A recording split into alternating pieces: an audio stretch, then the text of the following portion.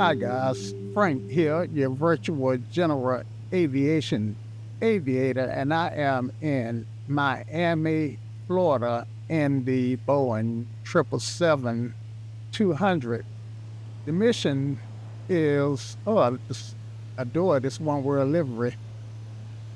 The mission today is to fly this aircraft from Miami to Raleigh-Durham.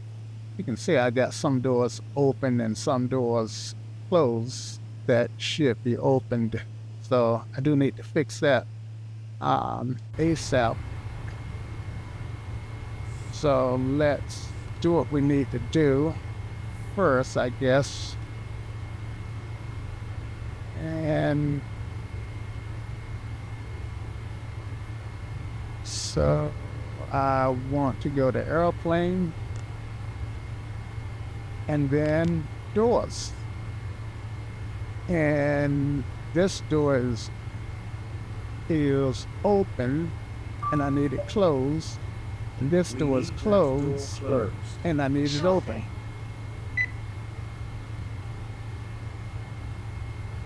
All right. And there may be some stuff on the other side that I need to take care of. Let's just check. Yeah.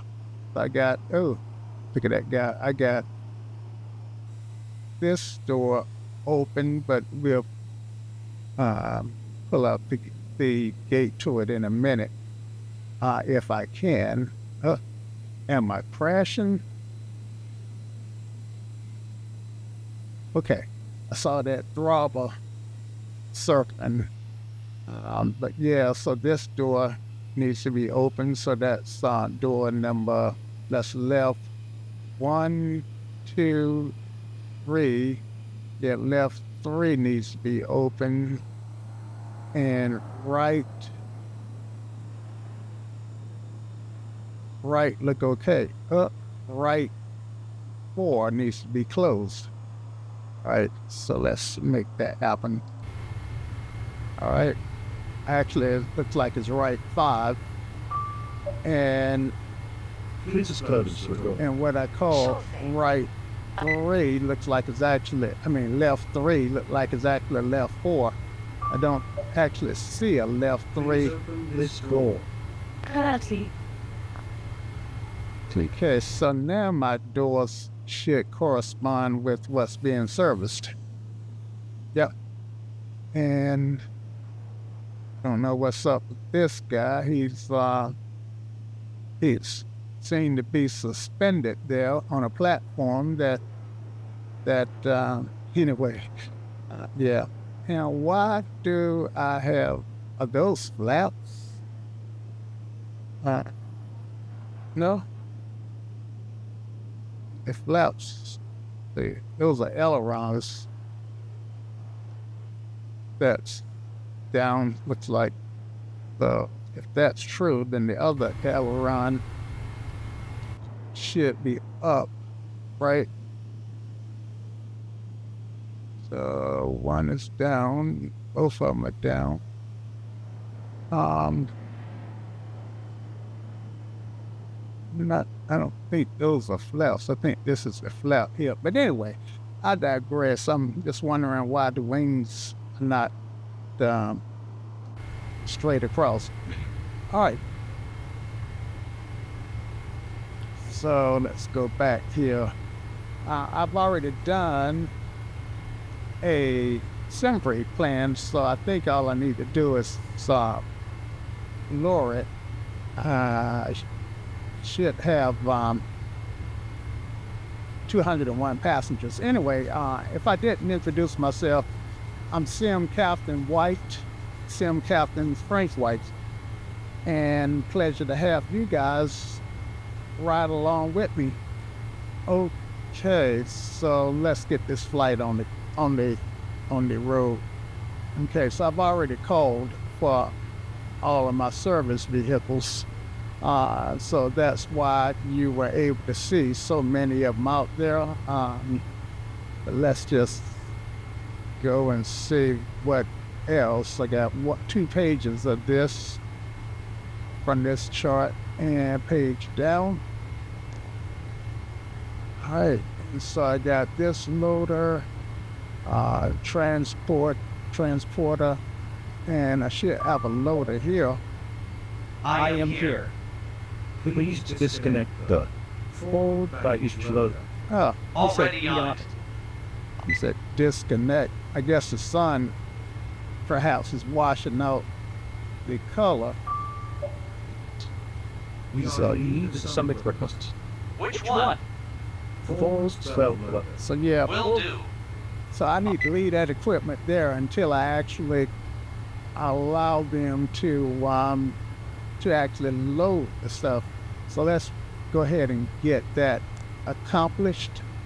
So I want to go to external services and Navigraph services, and I'm getting my data from SimBrief, so I want to go ahead and import that.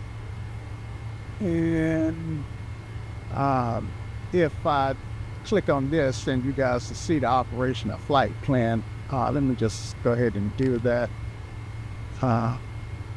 Flight plan, I call it, well, okay, so this is coming from my operational flight plan. It's just shown in different ways. It's pretty cool. I hadn't looked at it that much before, but yeah, cool. Page up. No page up. All right, so let's go back to the menu. So we got the flight plan installed. Not installed, but downloaded, or a better word might be, we've got the flight plan imported from the company. All right, and terminal charts. Yeah, I guess I could use terminal charts. I was hoping that it would see stuff automatically. Let's see. Let me just hit search all, see if it just pick up stuff. Okay, use airports from FMS. Show alternates. Okay, let's try this guy. Actually, I have not did the FMS yet, so let's just get out of here for right now.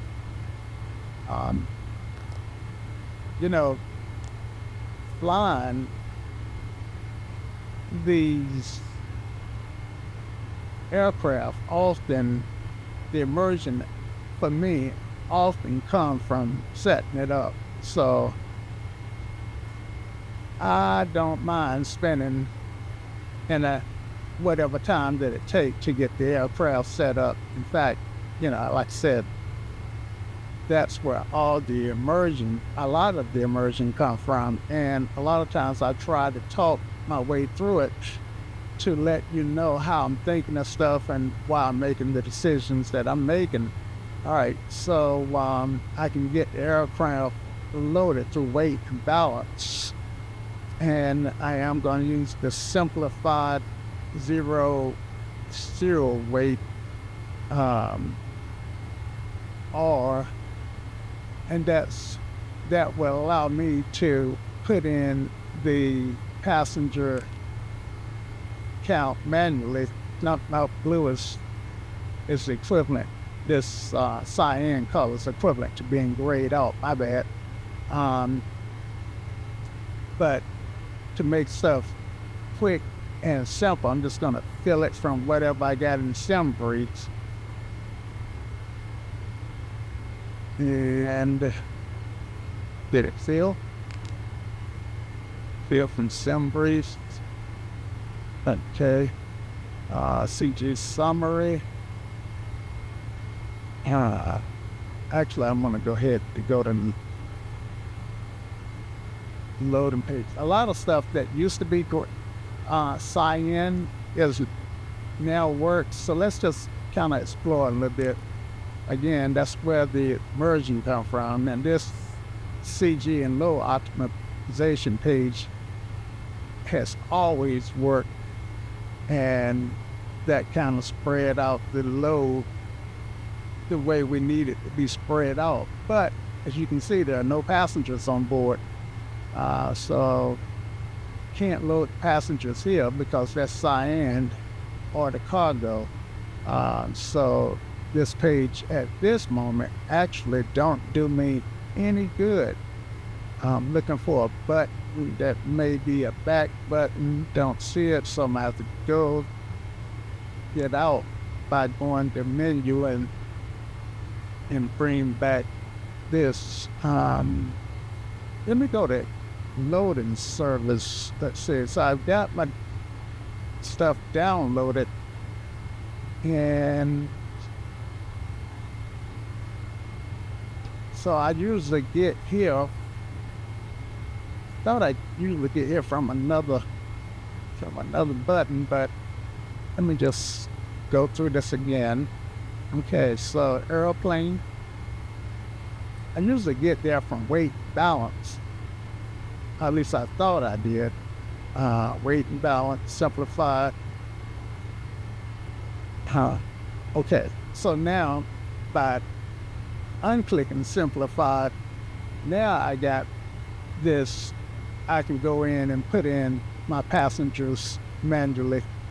22 crews, and yeah, but let's see, 8, 4 plus 64 is 168. Total on board 191. But I don't think that's the complement that I have in SimFree. Here's the back button, so I can go back, and let me get this feel from SimFree, see if that works. All right, so feel from SimFree, put it back into the simplified zero fuel weight state, and now if I go to the loading page, which bring me to this airplane loading service, and still, as I mentioned, this is the way that I'm used to getting here. Okay. So now I can, since I got all the equipment out there that I need for this, I can go ahead and request the loading. Cart, catering, and fuel usually, well, let me go ahead and get the fuel started. We are waiting here for the fuel. I'm starting the refueling process. Okay, so now outside, if I were to look, the hose is hooked up. So that made a change. And let me start the catering, because that usually take a pretty long time. Loading the takes her. Definitely. And the cargo. Well, let's see if any of that, if the catering being loaded has any animation. Not really. All right, let's try the baggage. Okay, the fuel is full. I did see the fuel truck miraculously disappear.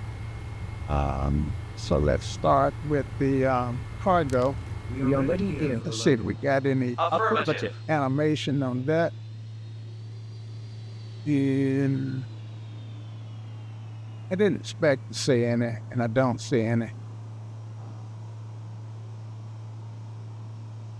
But what I am, let's see, I've got the transport, but I only got one transport. I don't know why. And let's go ahead and get our passengers started to load up. Go ahead and load the passengers. Starting now. Now, they'll notify me when each of these processes are done. In fact, I probably got a note from the ground now. Captain, the catering remedy is complete. Much appreciated. All right, that was the purser. Let's see, ground. About the fuel. Refueling is complete. Okay, just as expected. And yeah, so something else is done.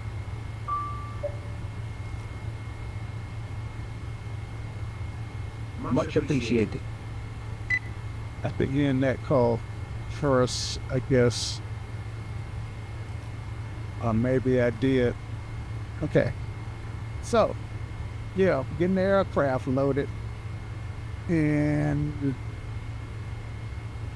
I must have the time factor accelerated because stuff is happening really quickly.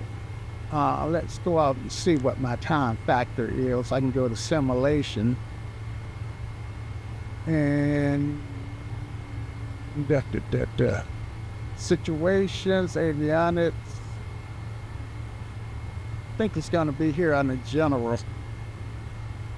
And yeah, so my time factor is sped up 5 times the factor of what would be real. All right. So yeah, and make sure since I'm here that the Ultimately, the Lord chooses here. well, yes, that means my passengers are dying.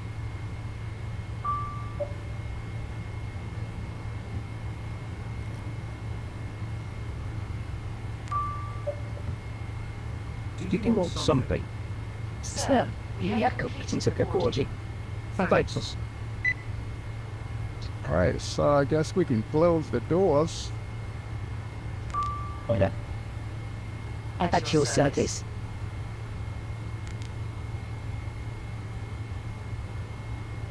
Relieved, door closed. Of course, sir. Okay, so L1 with the this door, and I don't think I ever pulled the gate up.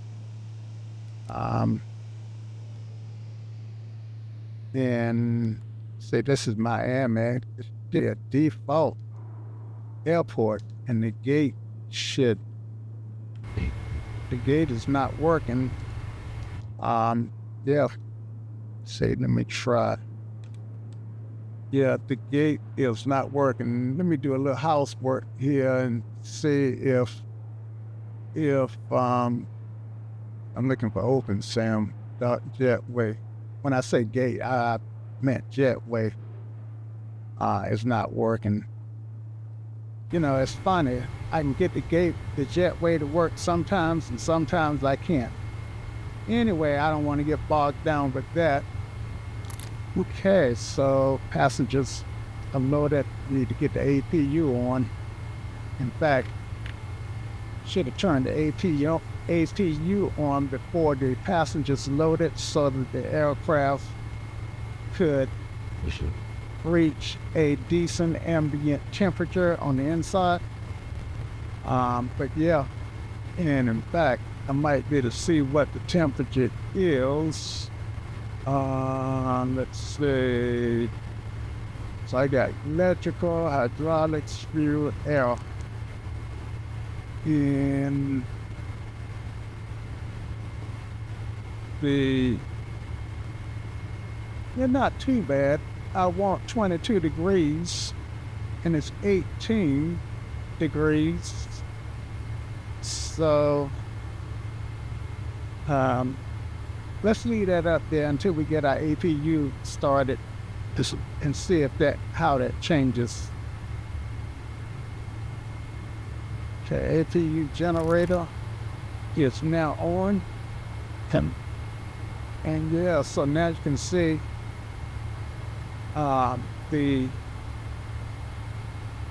values inside the aircraft changes. Okay. All right, cool. And now what we need to do is get rid of some of this equipment outside because we've got planes fully loaded now.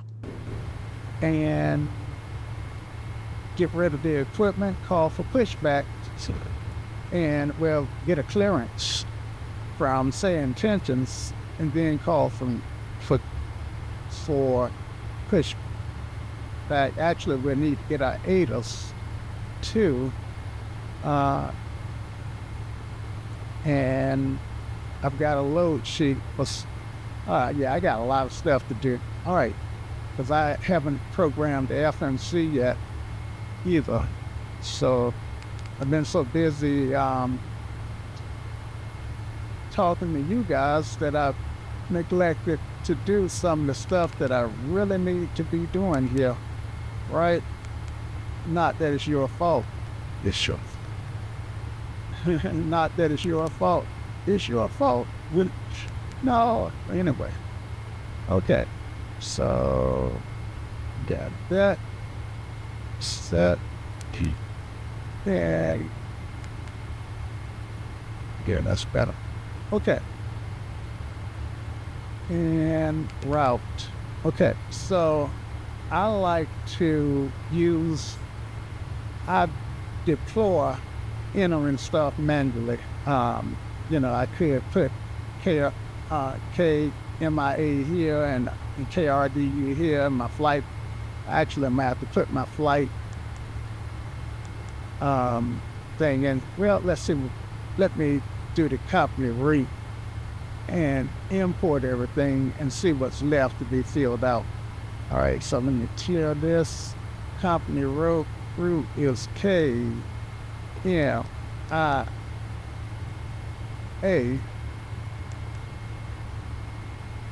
KRDU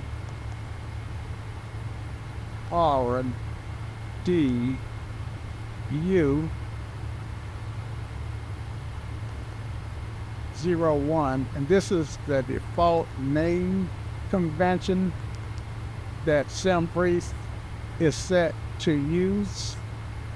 So there's departing airport, arrival airport, and then 01. Okay, so it did fill out everything except the flight number, and I'm AAL. Let's say usually I'm AAL 772, but I think I'm AAL 345 today. Let me double check that. So yeah, AAL 345. All right, so let me get that in. I have web FMC, but it does not work with this aircraft yet. Oops. AAL 345. It's the flight number. Yeah, we can go ahead and activate that. Execute it. And now, let me verify my departure. So, I'm departing on the Outman 2 to Doosan, runway 26 left. So that looks good. Off in 26 left. And my transition look like it's gonna be due soon. I don't see it in there. So I don't have a transition. Yeah. So don't confuse the ATC here with the one on the left. This one actually goes to the one corresponds to the right, and this one corresponds to the one on the left. So yeah. All right. And since I'm here, I might as well look at my arrival airport, right? Might as well. So I got the Denstra 2. I'm expecting runway 5 left. And in the ILS, which is not selected yet, Let's just go through these 4 pages. Oh yeah, it is where far left is selected. So it knows the runway. It just don't know what approach procedure I intend to use. So I can go ahead on and select that approach, and that knows. And from experience, I do know I want to use Otis as my transition. Okay. Now I've got a full approach.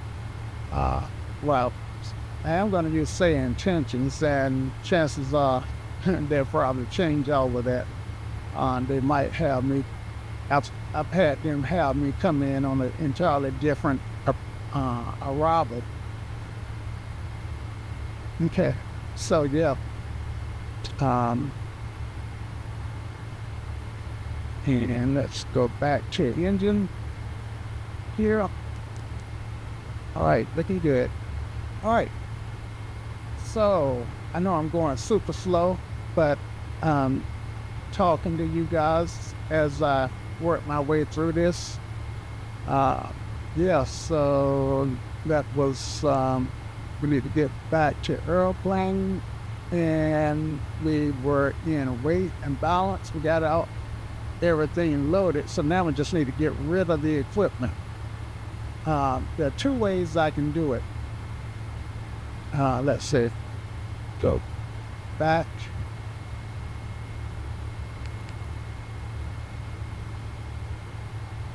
And one way, of course, I can do it in the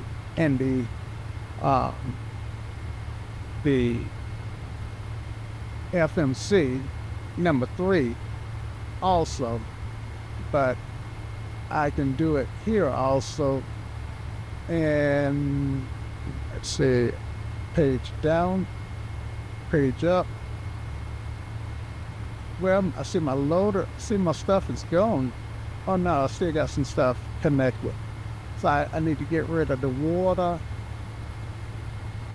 And I don't see the water truck. You got, okay, there it is. Yeah, and I need to get rid of that set of service stereos. Yeah. So I've got the APU on, so I can turn off this this GPU, and now I can get rid of all of this stuff. Now, I said there are 2 ways of doing it. I can do it this way and click on stuff individually, or pick this way. I don't think they have it on this one. Or I could come here and go to ground.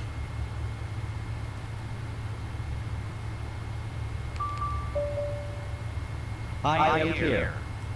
I can click on stuff here, get rid of it individually. But the easiest way to do it is just to tell it to remove all equipment. Let's try that. Please disconnect and remove all ground equipment. Yes. Okay, now with that done, you can see all my equipment has gone away.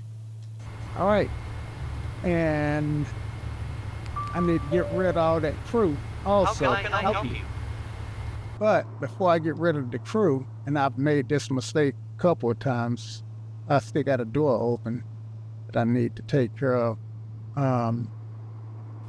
But see this, let's see, actually it shows being closed, but I need to make sure that all my hatches are closed. They may be pushed up, but they may not be locked, because I've seen times that the hatch wind up being open. So I'm gonna go ahead and tell them close all my hatches. Please close all hatches and remove all personnel.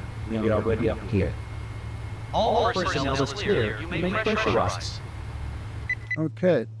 Now, generally, that's new because I've had to have them remove the personnel with the following button, but they're gone now, so I can go ahead and go back up here and start the hydraulics. I need to also close that door that I mentioned.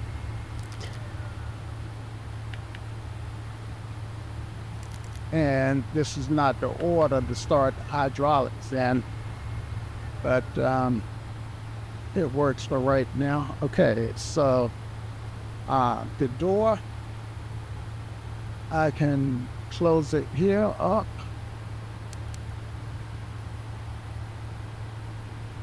Okay, so this door is open. Let's just close it here. Or I could go here and page the purser and have her close it, which I still need to do because I need her to arm all of these doors. Around the beat. Oh, yes. Zoom in a little bit for your benefit. Doors still for Maxie. All doors are armed to them. Okay, so by arming, they will hold the pressure. Yeah. All right, so let's go ahead and get our clearance. Let's get the clearance, Clarence. All right, so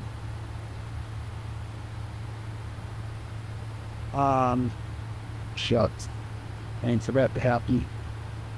Okay, so clearance is on 135.35. And one thing about this aircraft is when you load it in cold and dark, the radios are off. It's key to turn them on.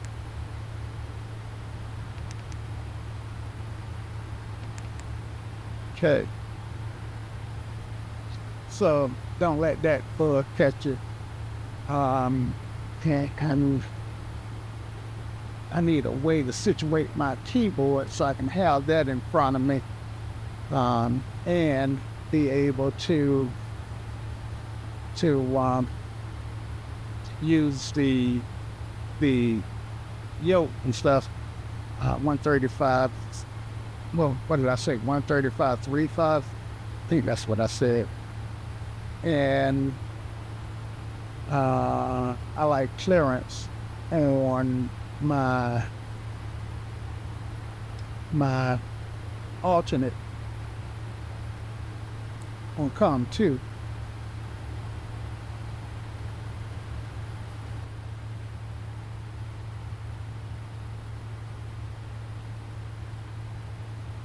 All right, 135.35, and then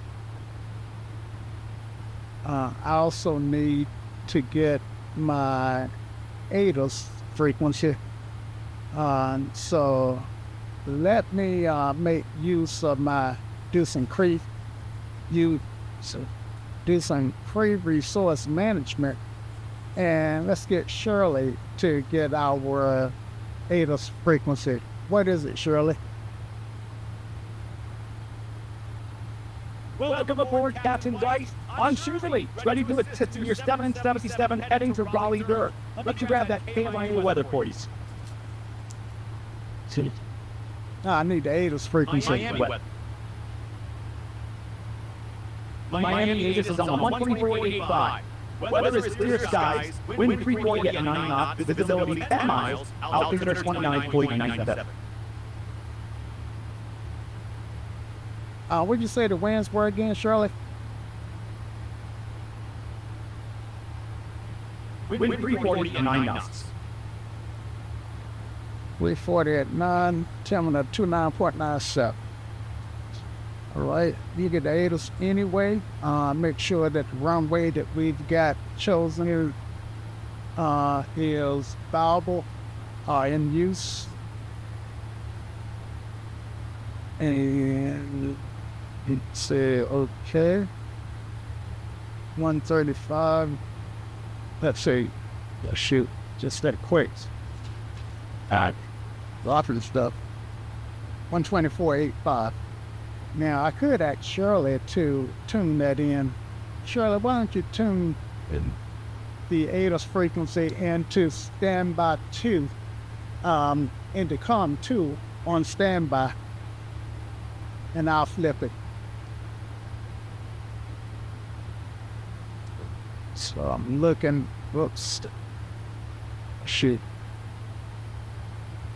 I'm looking up here. I can't directly tune your radios. I'm just your AI teammate providing information. You know, This is on 120. you know why? Because I haven't given you, I haven't connected yes. the web sockets. Okay, try again. She.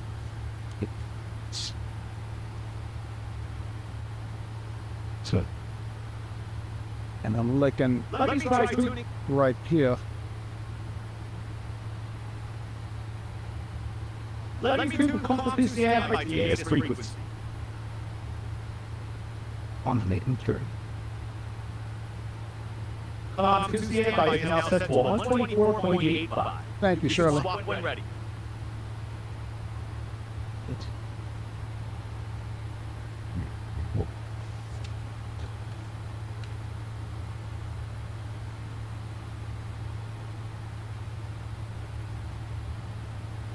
Okay, so I've swapped it. Sometimes it take it a minute to come in.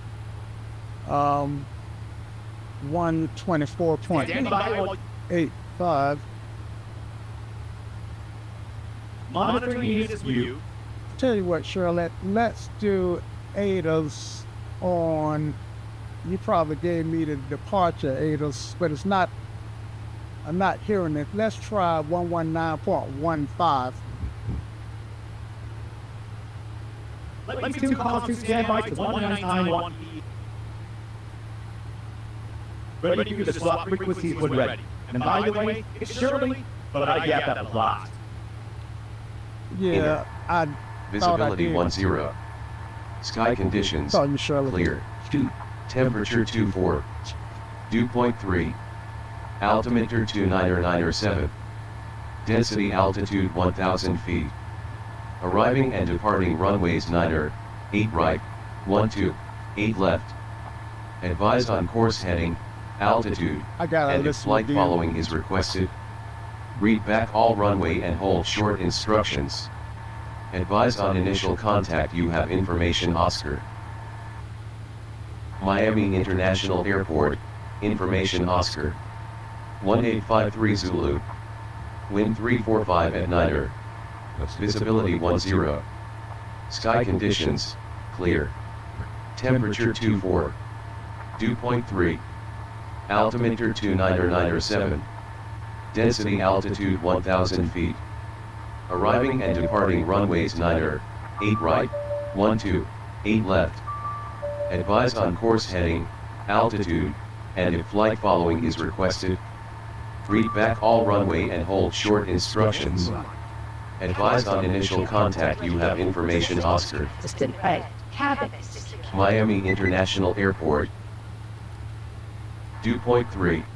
Okay, so she just let me know that the cabin is secure and they're ready, and I've got relatively the same information that the information that I'm getting from the METAR that was given to me and the ADAS are close enough. I think one was 340 at 9, the other's 345 at 9, so that's their material. All right, the altimeter and all the other stuff, I think matched up pretty closely. All right, so let's go ahead and switch over to clearance delivery. which I need to to put back in, and that frequency, let's get it from here. Button to go down. Okay. Let's do calls to standby. Clearance been Let living me do calls to standby. 13535 for clearance delivery. Ready for you to swap when ready.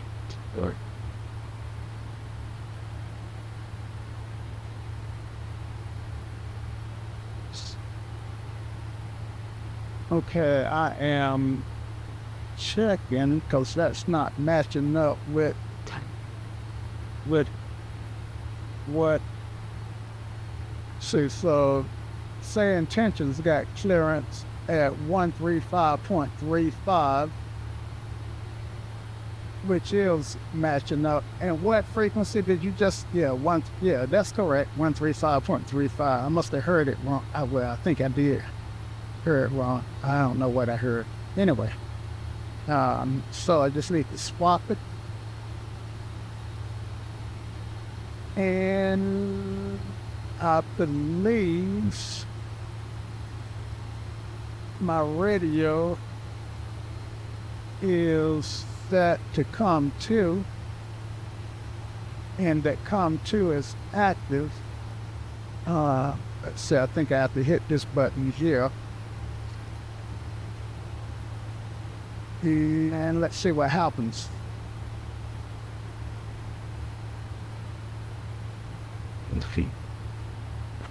Miami clearance, radio check.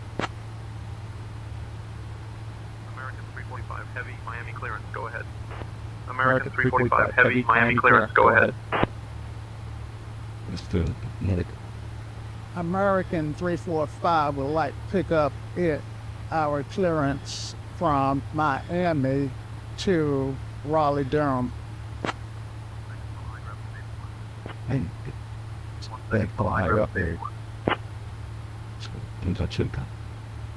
Okay, 1 second while he grabbed that paperwork. American 345 heavy, clear to Raleigh via the IL-10-2 departure. American 345 heavy, clear to Raleigh via the IL-10-2 departure. Then as filed, climb and maintain 7,000, expect flight level 39010 minutes after departure. Departure on 118.1, squawk 5637, expect runway 26 left.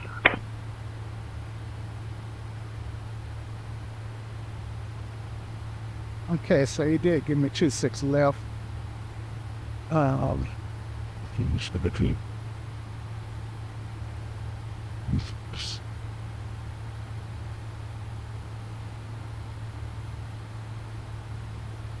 Cleared the Raleigh via the IL-10-2 departure, then as followed, climb and maintain 7,000, expect 390, 10 minutes, correction, expect flight level 390, 10 minutes after departure.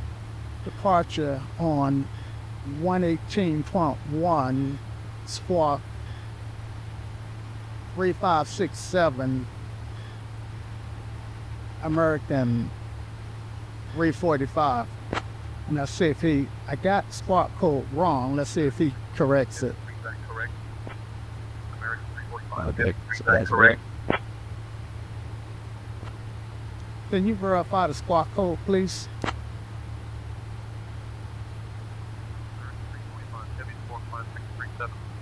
American 345 heavy, 45637. 5637, American 345. So I wonder if he realized that I read back 3567, which is what I wrote down.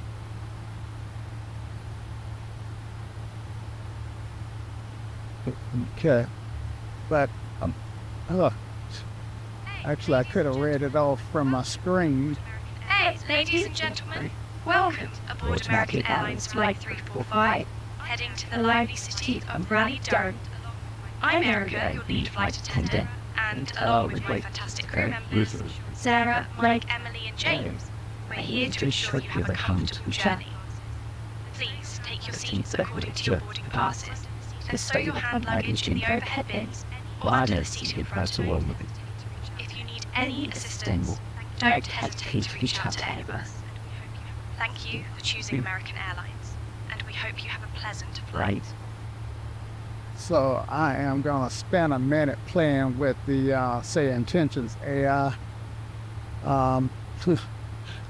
Erica, Captain White here. I heard you mention you and the two other crew member. You realize that on this aircraft there are 22 of you guys taking care of the passengers, correct? Thank you, Captain White, for the reminder. Thank you, Captain White, for the reminder. Yes, I am aware we have a full team of 22 crew members on board to ensure everything runs smoothly. I'll make sure to coordinate with everyone accordingly.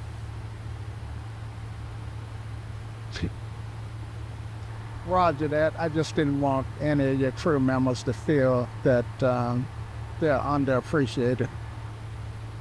Thank you, Captain White. I appreciate your concern for the crew. Thank you, Captain White. I appreciate your concern for the crew. We're all set and ready to ensure a smooth boarding process and a great flight for our passengers.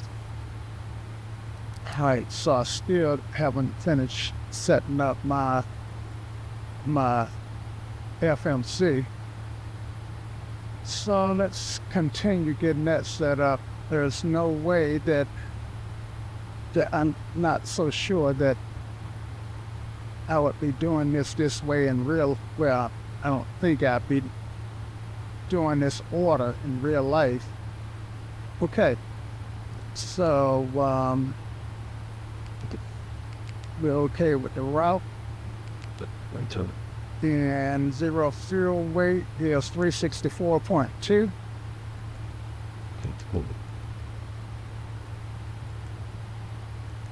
That should give me my gross weight. Gross weight comes in at 411 pounds.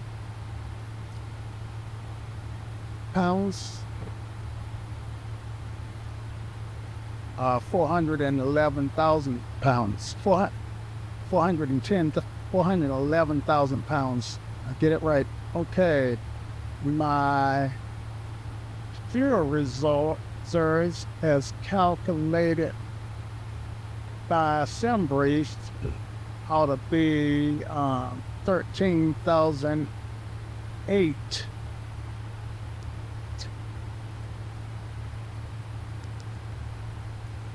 So we'll put that in as 13.8. And cruise altitude is 390. Flight level 390. Cost index is 127.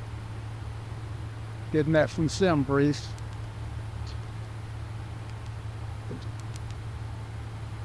And thrust limits. So if we didn't do any thrust limiting or derating, then to take off we would use 105% of the engines, which is really unnecessary. So let's derate 10%.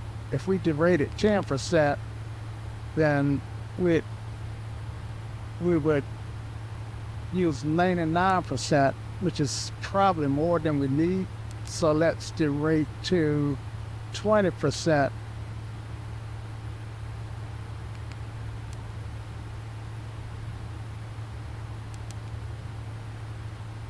And derating to 20% gives us 92.7% with such a small load. Well, with only 201 passengers, then that and going to Raleigh-Durham, the tanks fuel is don't have a lot of fuel on board for this airplane. All right, so generally I would do a flaps 15 takeoff, but since the aircraft is so light, I'm gonna do a flaps 5 takeoff. And center of gravity is 29.7. We just round that up to 30.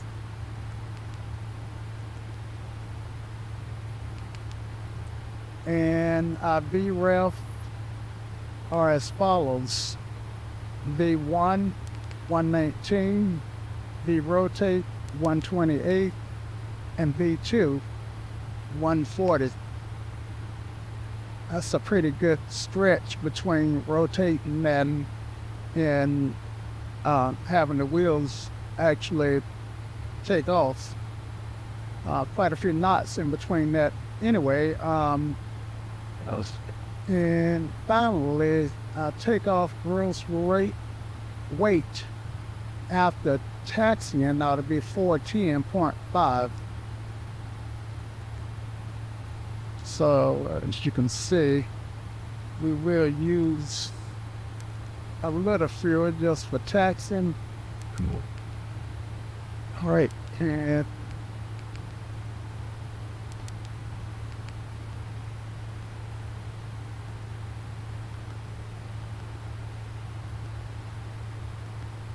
okay, next. All right, and next page. I meant to put this in up front, so I may have to put these speeds back in, but go ahead and put the winds in for takeoff.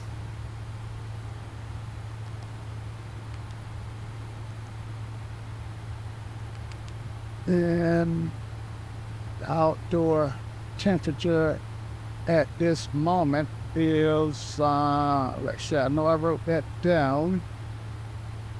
Let's see, so I can read my own notes.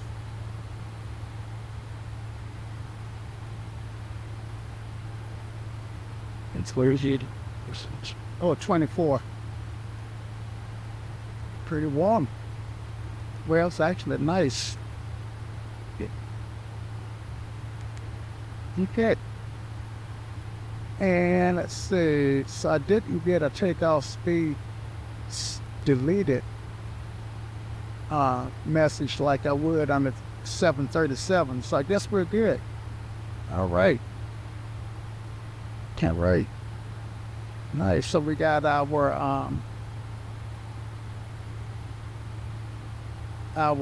V-speeds in. And got our radios on.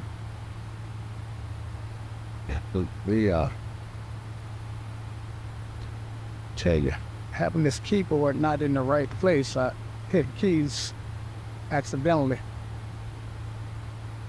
You're right. So,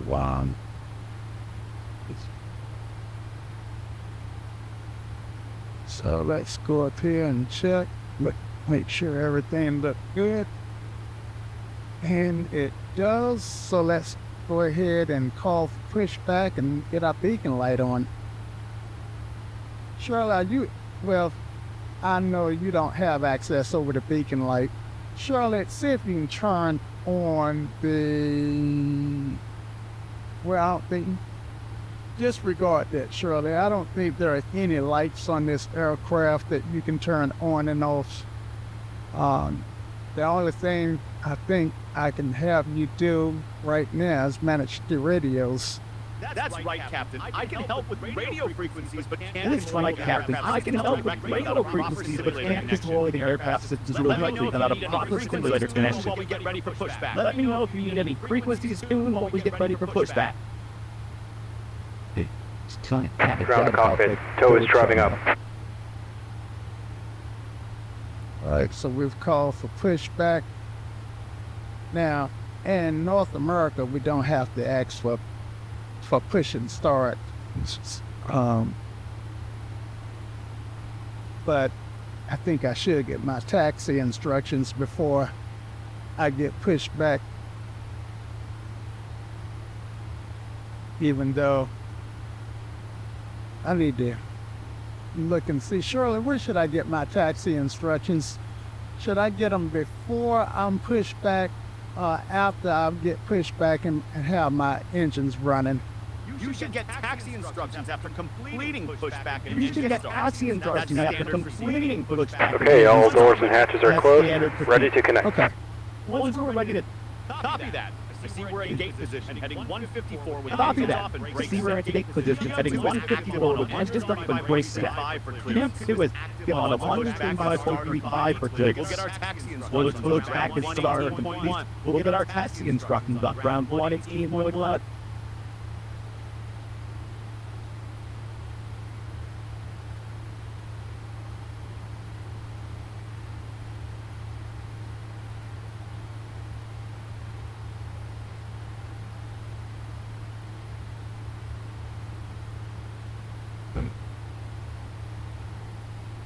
I think ground is going to be 121.8.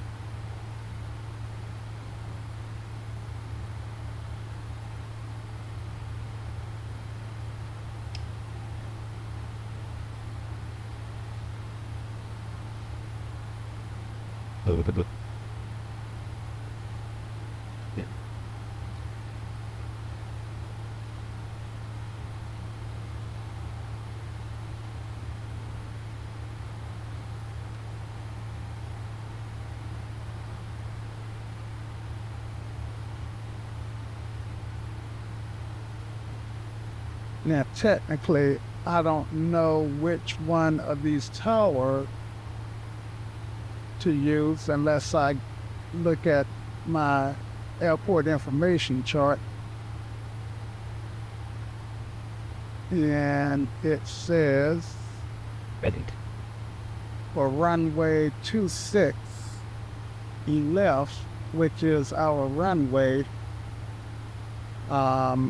we're going to use 121.8 for ground, and now tower, they got it spelled out differently, our direction of departure. So we're departing runway 26, so we're going to use 118.3 as our tower.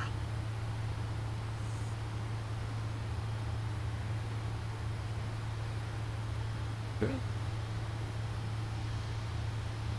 118.3.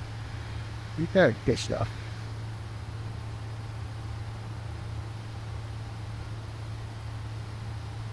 And just need to let them know where to push us back to. So I can use this guy.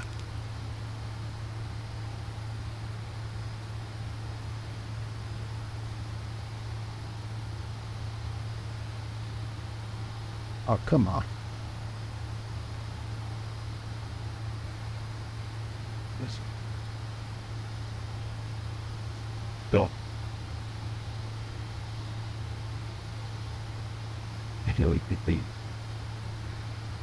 Now this is not working out like I hoped. Okay, this is 08 on this side, so I know we want to go to the other side of the airport. We're right here, so this is 08, which would take us east, and so we're gonna taxi over to that side. I can get the same information here, and although I like this guy, well, let's see. Let's see if this helps by just bringing it closer. So 26 left is gonna be this runway, and it looks like I'm parked here. And if I get pushed back this way, I'm on my nose to the left relative to where I'm at now. But I am more used to using this set of charts.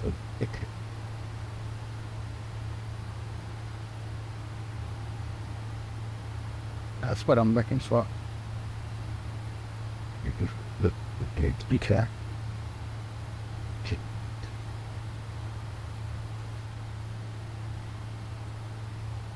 Ground to cockpit. Please show me where you want to go.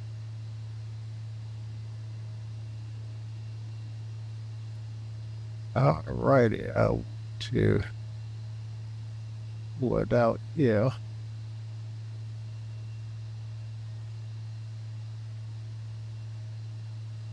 Sure that the aircraft is not in the way of the ground traffic.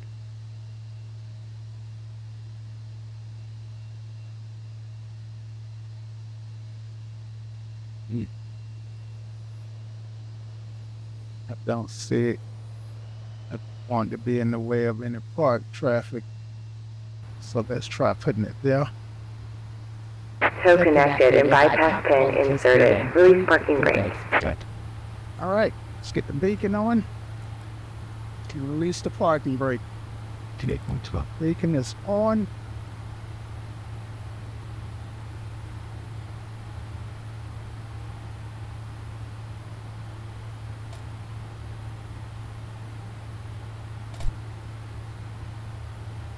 Okay.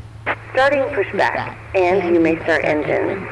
All right, so right now the ground crew is connected. They should disconnect as soon as my pushback start. They'll say thank you or something.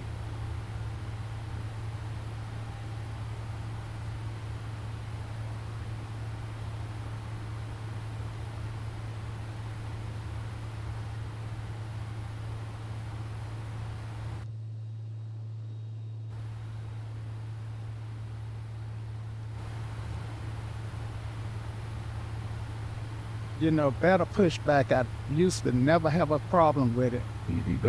They did some work on it and made it more complex or comprehensive or whatever. And now occasionally it doesn't work as I intended to. Let's try resetting the brakes.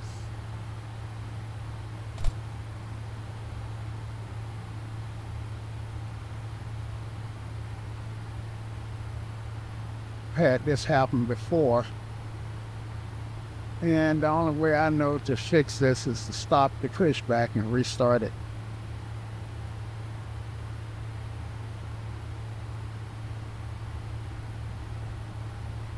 Yeah, how about that? As soon as I hit stop. Operation complete. Go ahead and set the parking brake. It started.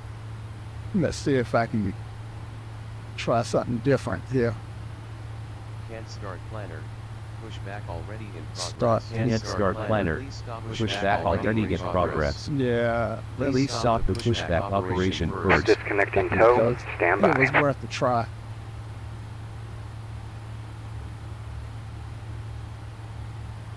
All right, now I gotta wait till them for pushback to virtually drive away before I can call it back to restart. He's gone. It is what it is. But not in the way of any other traffic.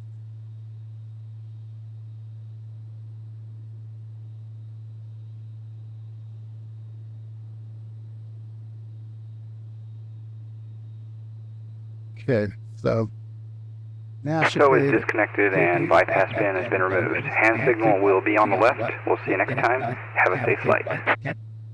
Now I can call pushback again.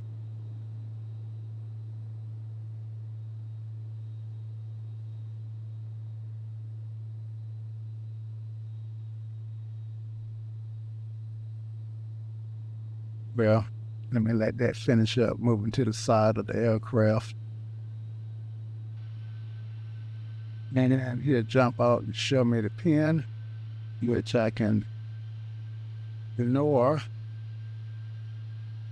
All right, and then let's start pushback again, showing the pin. Still gotta wait and the drop. Wait. I could start it back from the menu, but you do it this way.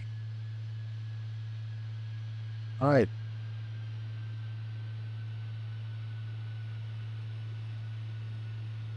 driving the tug away back to his station. All right, I'm gonna have to do it from, well, there we go. Ground to cockpit. Tow is driving up. Okay.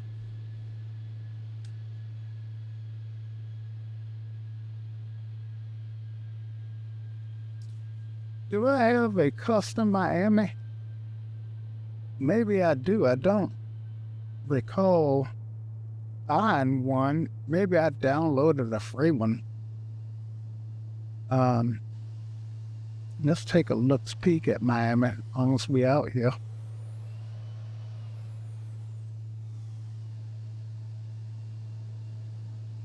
Hey, looks peek. Somebody mentioned how I say that once. The net round. Okay, all doors and hatches are closed. Ready to connect. This is Miami. All right, let's take a look's peek at him connecting the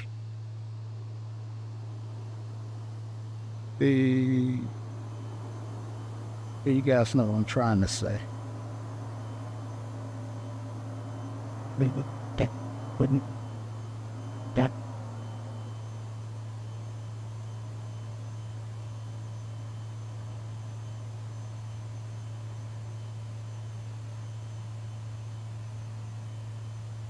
Right. With lift, parking brake should be set.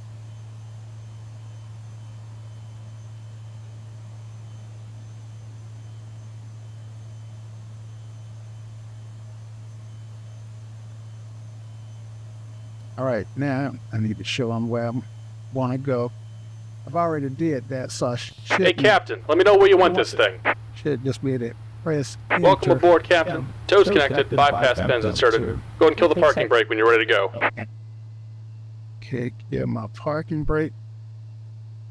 Here comes the pushback. Light them up.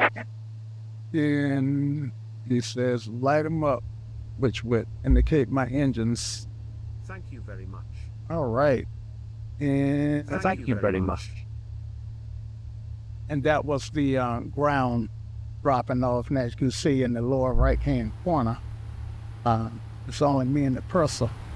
Okay, let's get these engines started. They are fully faded. Start number 2 first.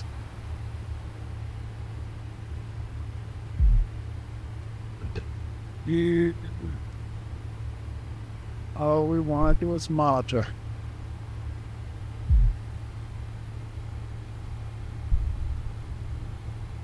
Oh no, not fully faded. I do have to introduce fuel. I think I introduced it at around 29. Okay, there we go.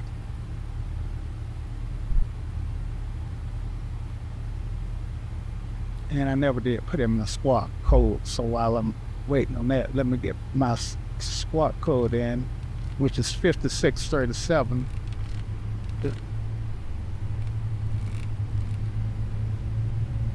Lot to do.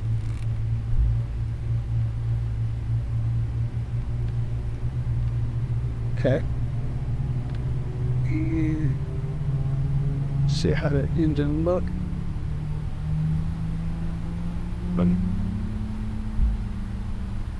All right, that looks stable to me. Just about done here. Go ahead and set your parking brake.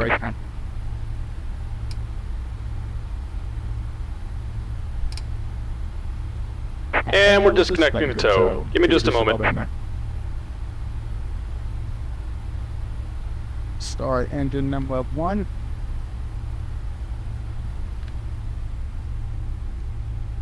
And do the same thing, just monitor and introduce fuel at around 29%.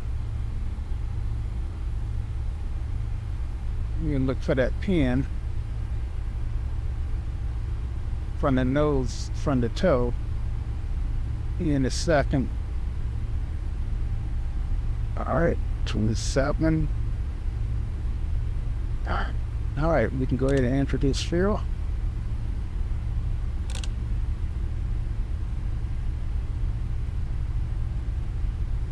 And we're disconnected. Signal and pin on the left. Take it easy and have a safe flight. All right, so now we can call for pushback. All right, let me look at the pin before I call for pushback.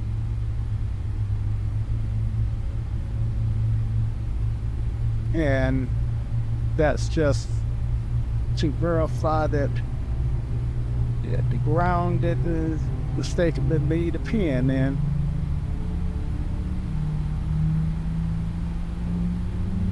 You what?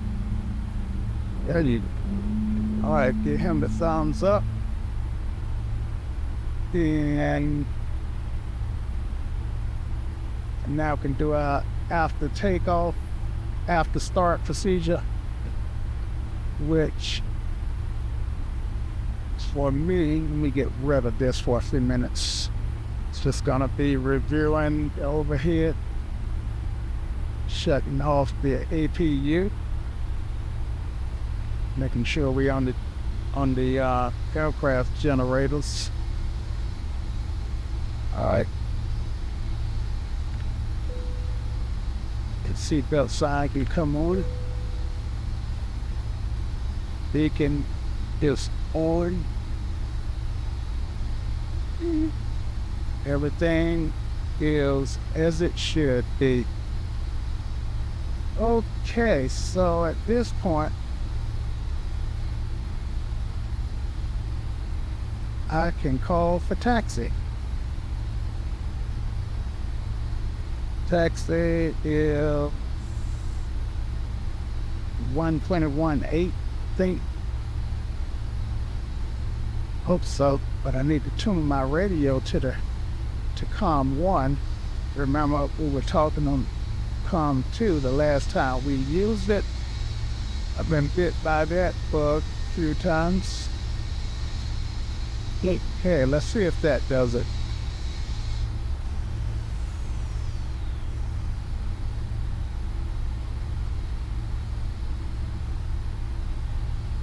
And you've had some particles come out this way. The wind must be blowing this way. Good.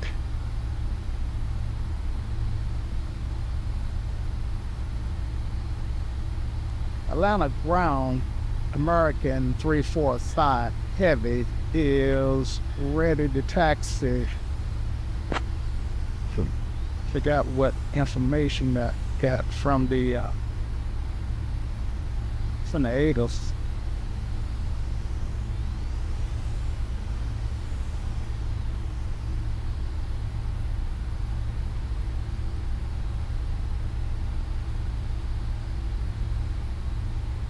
I'm not hearing anything. I bet I get nobody's listening.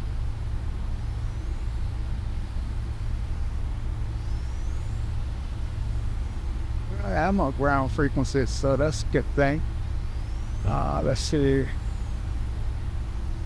I'm not. Yeah, 121.8. So I don't think they copied. I'm gonna try again. Atlanta ground, American 345 Heavy is ready to taxi.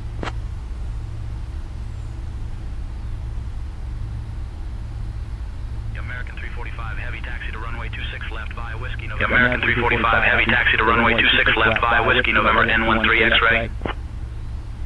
Taxi to runway 26 left via Whiskey November 1 X-ray, American 345.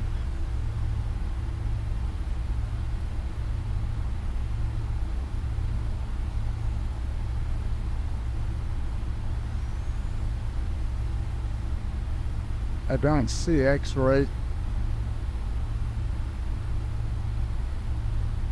on this chart, but that's okay. We know where it's at. All right, taxi lights can come on.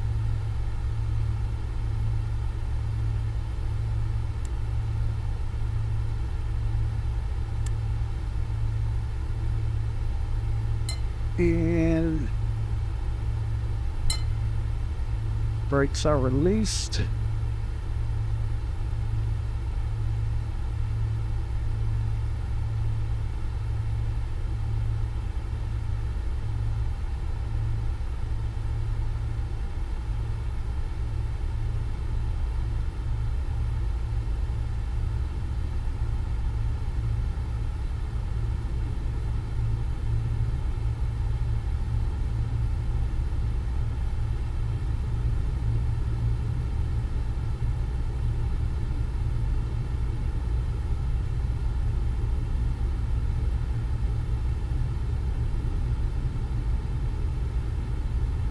Taking some thrust to get moving.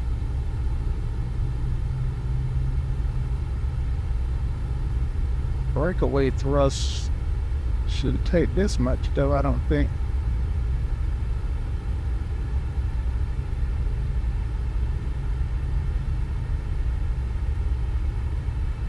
Yes, it did.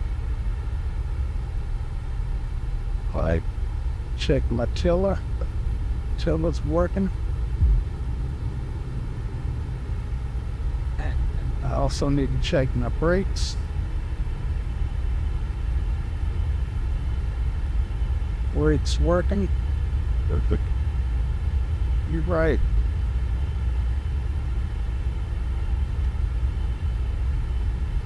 Set this to R2 TO and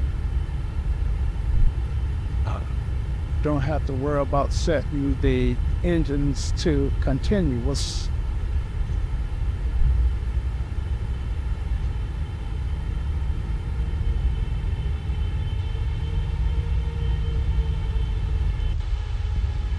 The big girl. If you like big girls, then this is one.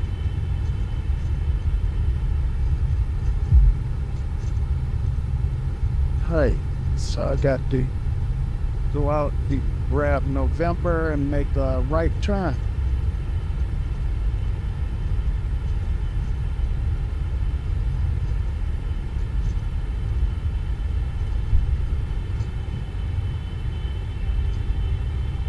I'm sorry, grab whiskey and make a right turn.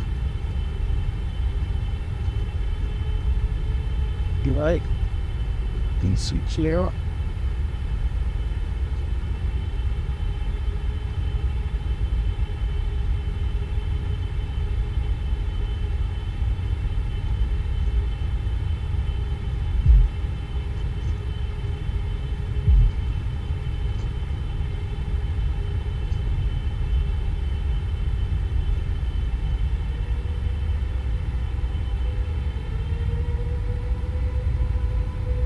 Alright, this one is Yankee. And that turned out to be whiskey.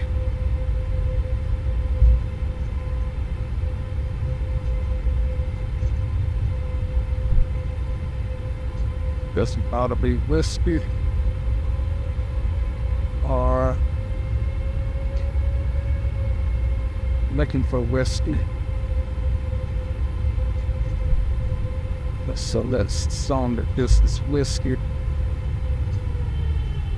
If it ain't, we'll get it figured out at some point.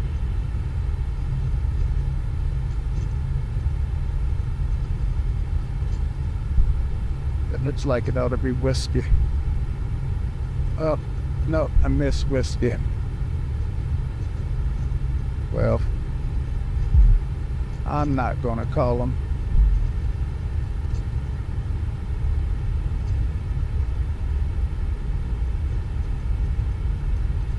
All right, so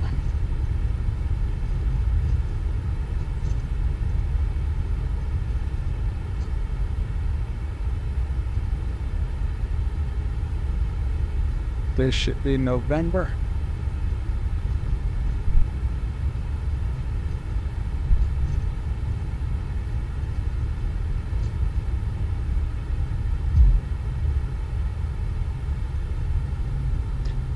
What I get for not clearing.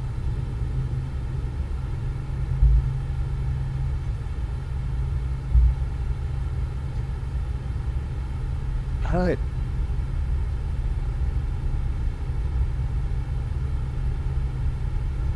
Put that chart out the way. That makes it easier to see and much easier to remind myself to clear up. And the radar on here. Set this up for 7,000 feet.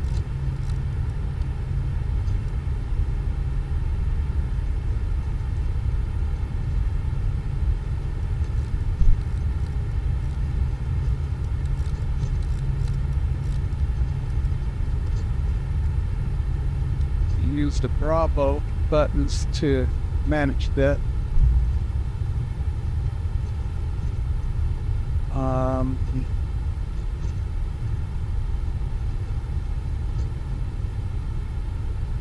Speed ought to be 140. 140, what was it, 148? 140.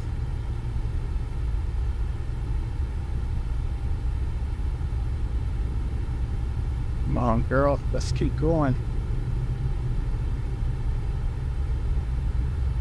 And I don't mean that in a sexist way. I don't like even talking calls in airplanes.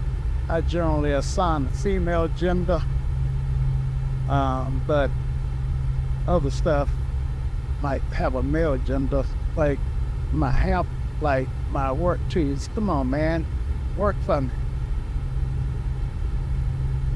And when I say it that way, I don't mean it in a gender way. All right. Something about taxiing can get me a little sick, a little motion sickness here. Yeah, excuse me.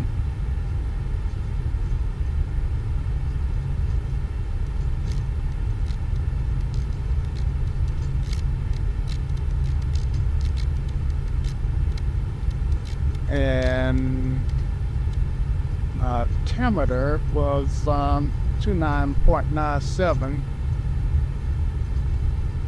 Don't recall ever adjusting that. So you can almost see why it takes two people to set this aircraft up. All right.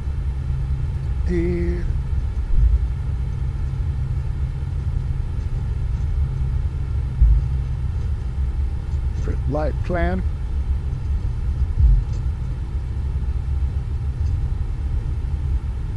Can't see what I'm doing yet.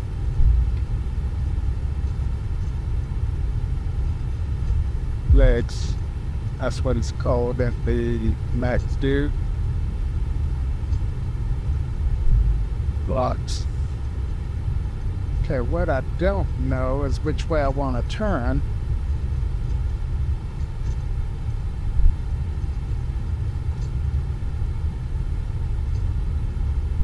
For that, man, I'm gonna need to get a departure chart.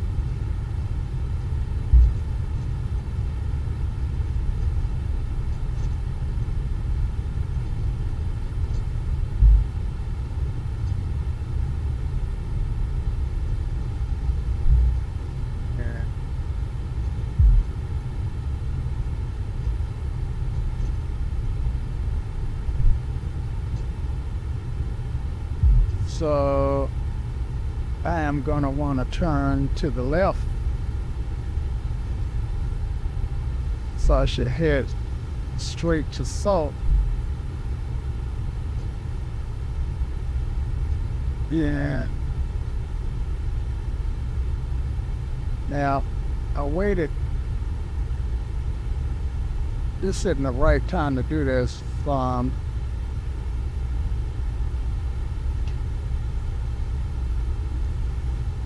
Atlanta ground American 345 heavy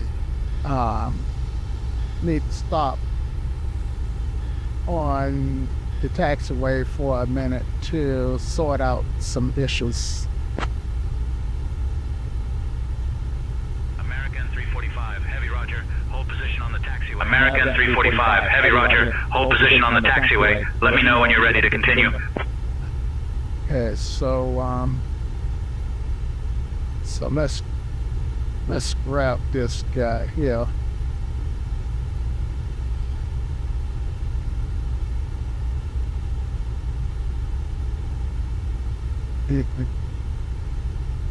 This is the Alternate RNAV departure, which is what I should have.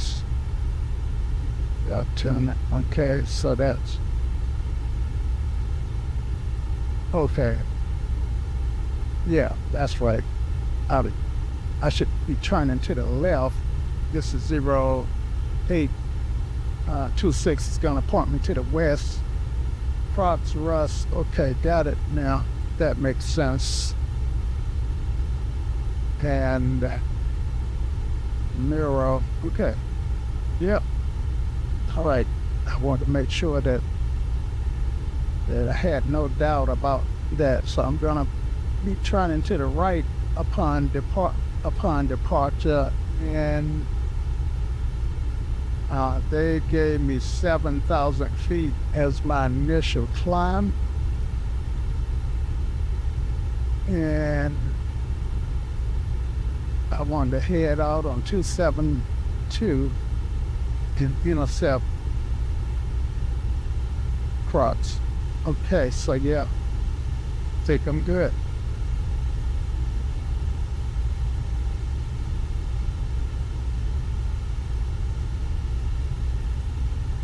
Atlanta ground, American 345 heavy, continuing taxi.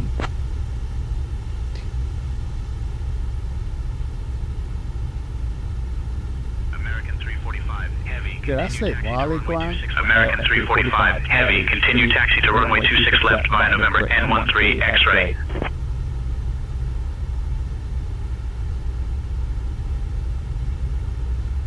Don't need a read back on that.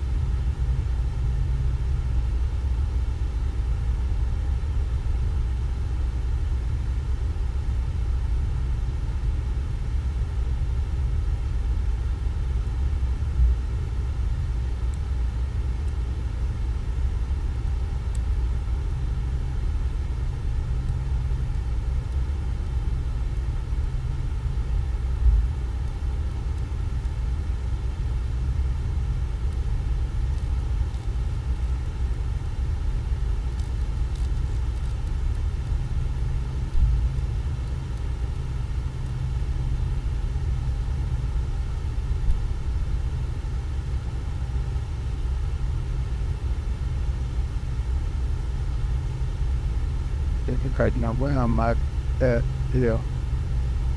275. Dash this up.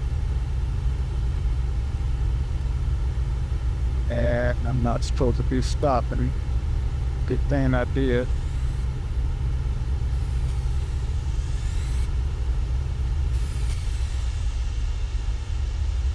Right.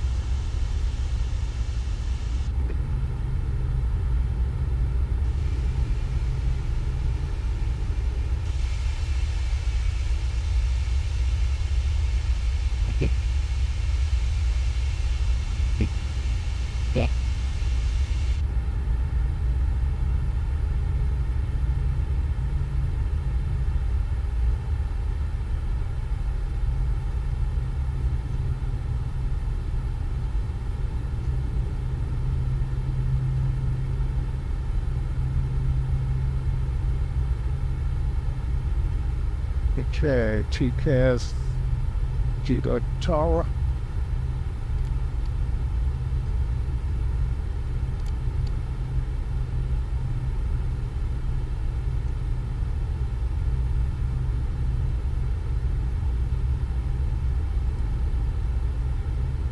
First officer can go to rank.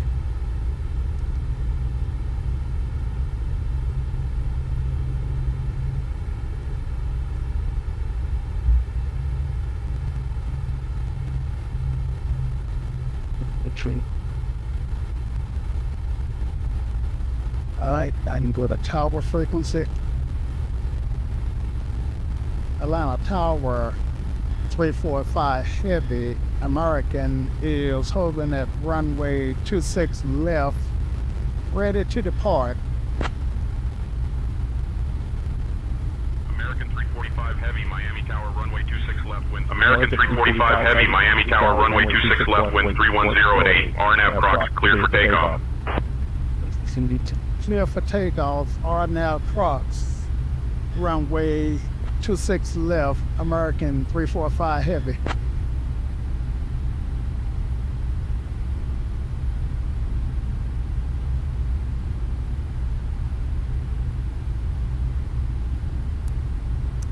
All right, lights.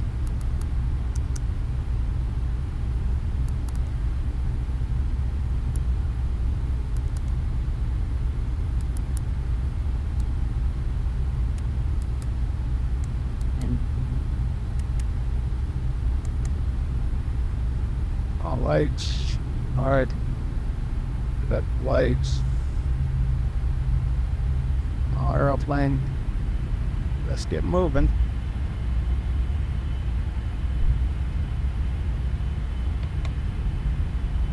Okay, flaps 5. 6 left. Approaching 2 6 left.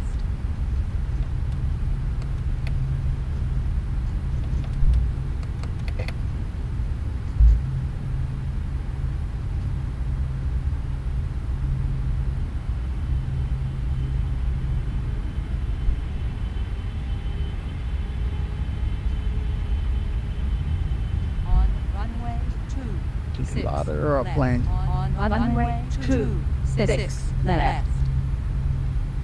All right, we're in sock, yep. All right. Here we go. White.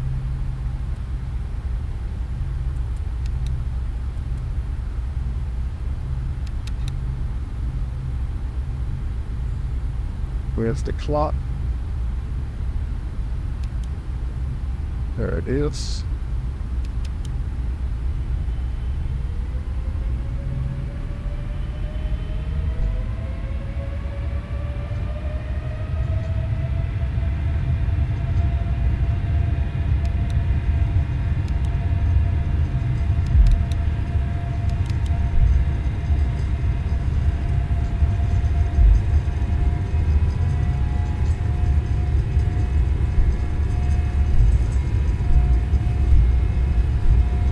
The auto throttle not kicking in.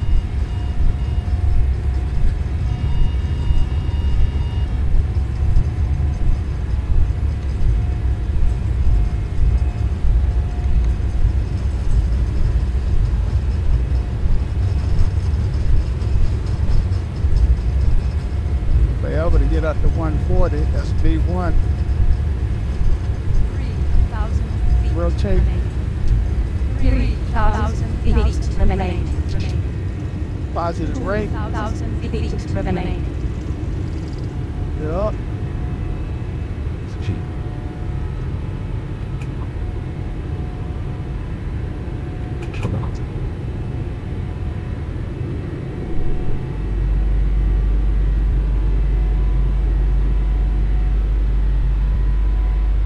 All right, now clock.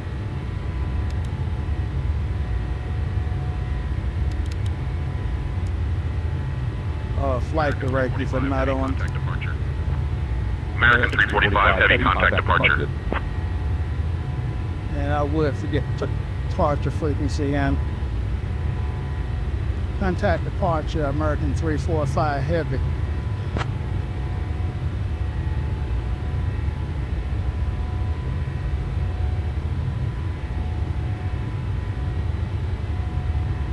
Okay, airplane, where are you going? Our nav is Crocs. Let's do it this.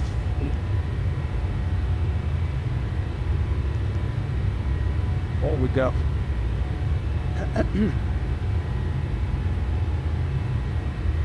$118.1.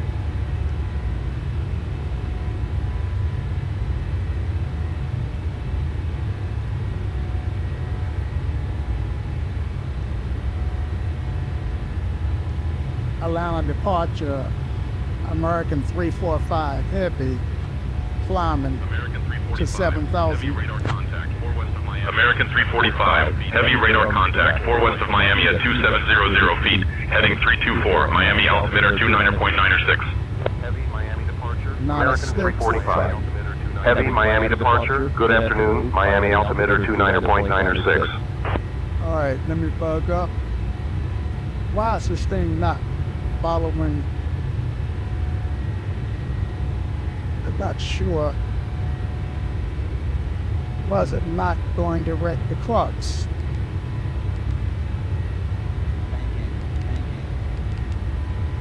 Try that again.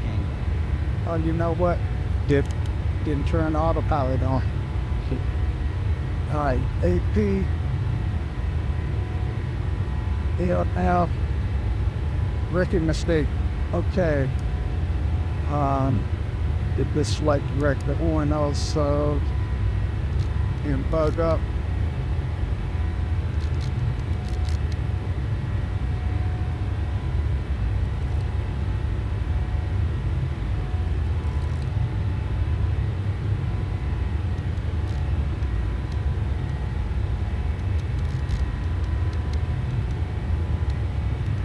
On to Russ now.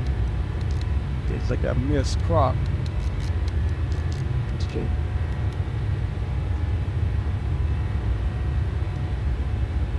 All right, and flaps can come up to 1.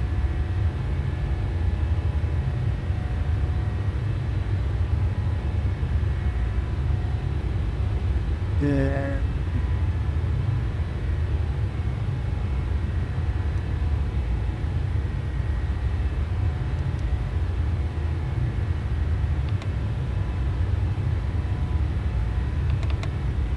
flaps can come on up. American 345, heavy Miami This departure. back American 345, heavy Miami departure. Climb and maintain flight level 230. Climb and maintain flight level 230, American 345. I was just about to make some changes on that. And let me set this to 1,000. Now, got that set. I'm overspeeding. Why am I overspeeding? Auto throttle, I never did. Trying it on.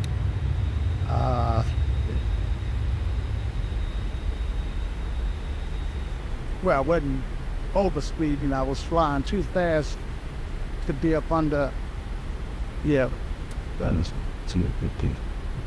at this altitude, didn't want to fly that fast. Flaps are up, gears up.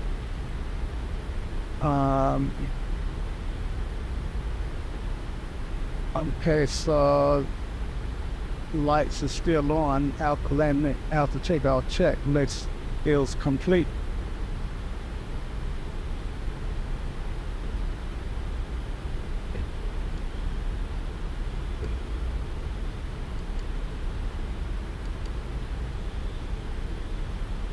Next waypoint would be Fari.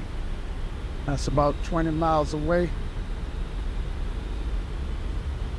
And then in the air for about 6 minutes.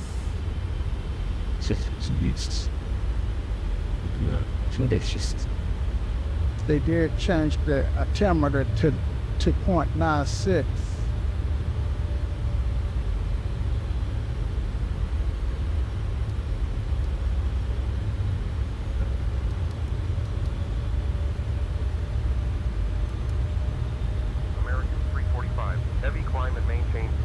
American 345, heavy climb and maintain flight level 250. Climb and maintain flight level 250, American 345. 250.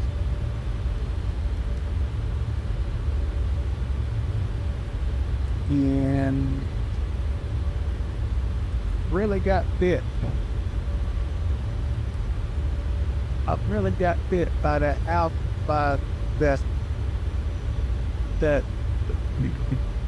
bug to engage the autopilot.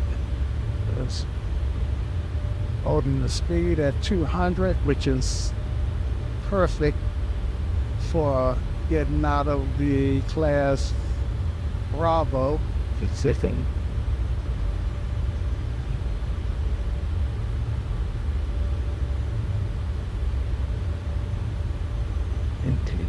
Then I think this is the one that had the secret click spot where I can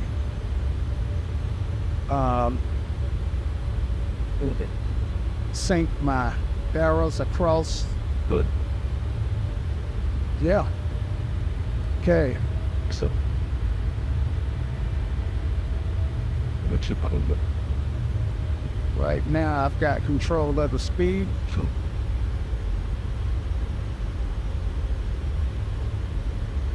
And we are climbing.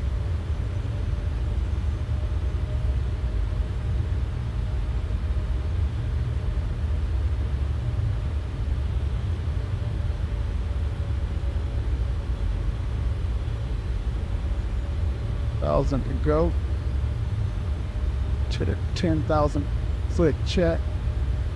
Close enough to go ahead and turn these lights off now.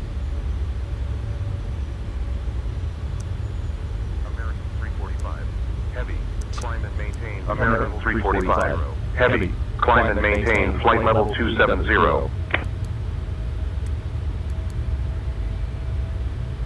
She did turn strobes on.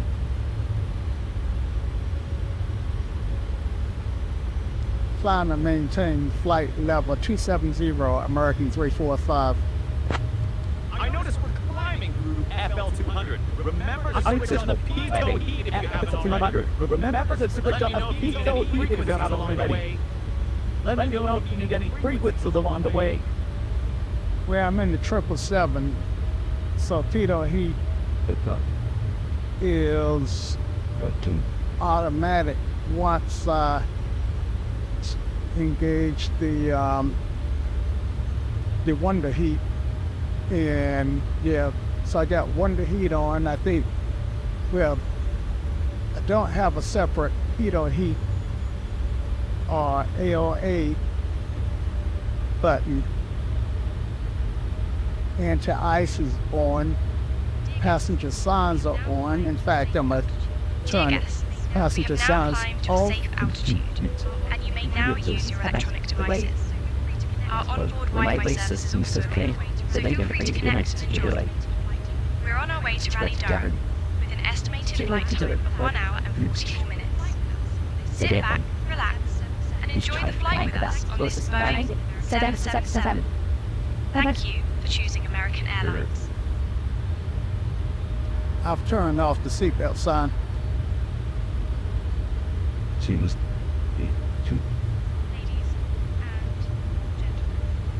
Ladies and gentlemen, the captain has turned off the seatbelt sign, and you are now free to move about the cabin. However, we do recommend keeping your seatbelt fastened while seated, just in case we encounter any unexpected turbulence. If you need to use the restroom or stretch your legs, feel free to do so. Our crew will be coming around shortly with refreshments. Thank you for flying with us today. Heavy, climb and maintain flight level 290. American 345 heavy, climb and maintain flight level 290. Climb and maintain flight level 290, American 345. Yes, it is. Okay, I think we're above 10,000, so we can give it to the V now to let it manage the speed.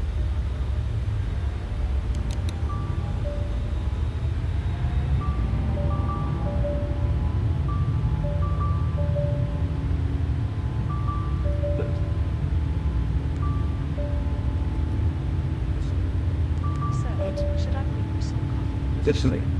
Sir, shall I bring you some coffee? What kind would you like? Yes. What kind would you like?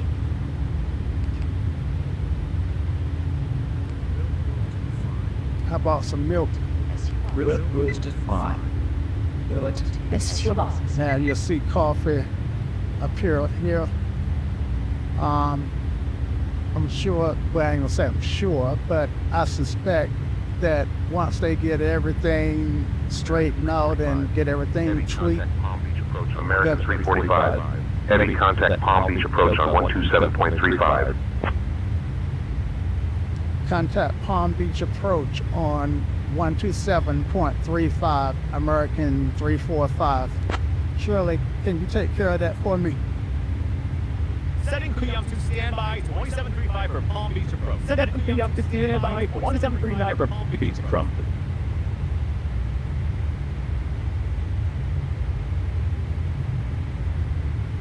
Ready for you to swap frequencies when ready. We're climbing through Ready for you to swap FL150, frequencies passing when the ready. rest of Palm Beach. Climbing through FL150, passing west Palm Beach. Try putting that in again. I don't know if it took. Oh, I think you put it in COM 2. You need to put it in COM 1.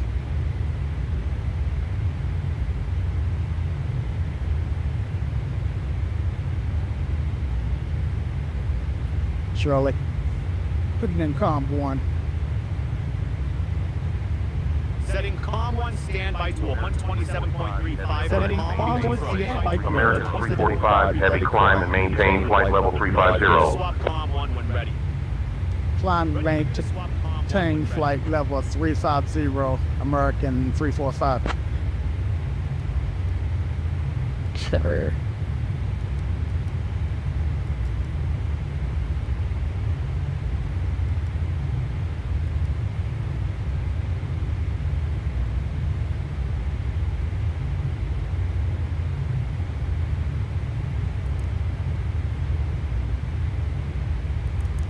Atlanta Center, American 345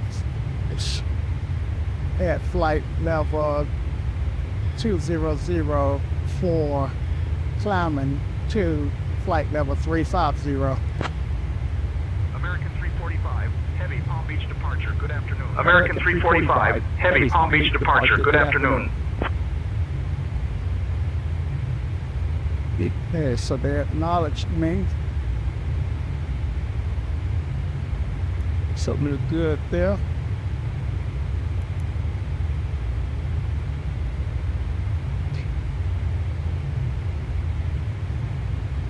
And we got this 777 in the wind now.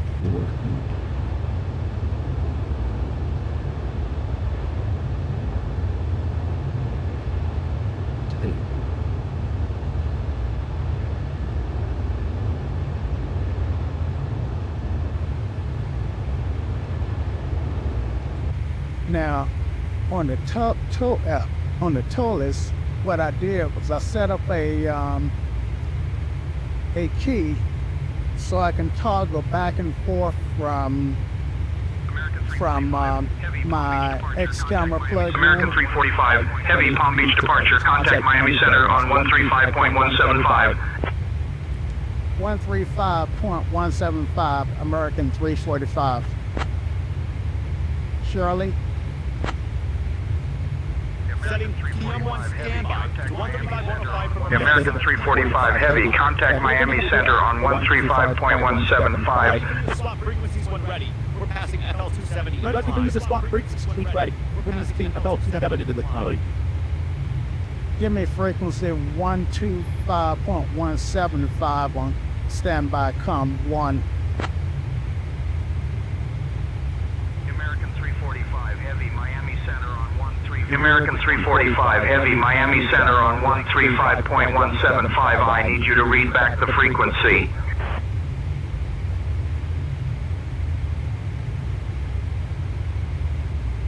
Contact Atlanta Center on 125.175, American 345 Heavy.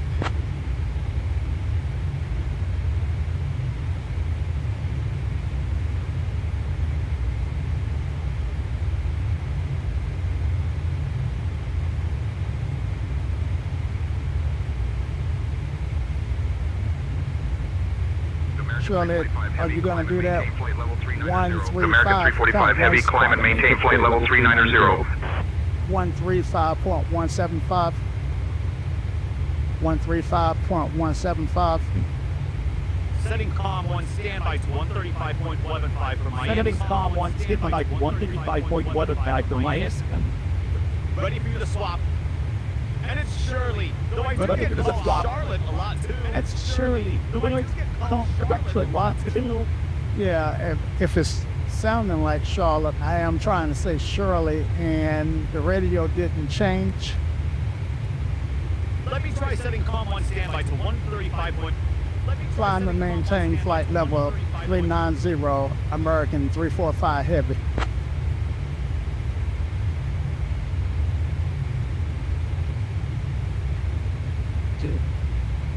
Looks like it's not working, Shirley, so I'm gonna have to do it manually. I see you're climbing through FL310 and ATC wants to I see you're climbing and FL310 and ATC wants to help bring Hattie. my interface. Said it alone. Look, it isn't working with my interface. You'll need to 135.175 in. Let me know if he's getting a letter to this.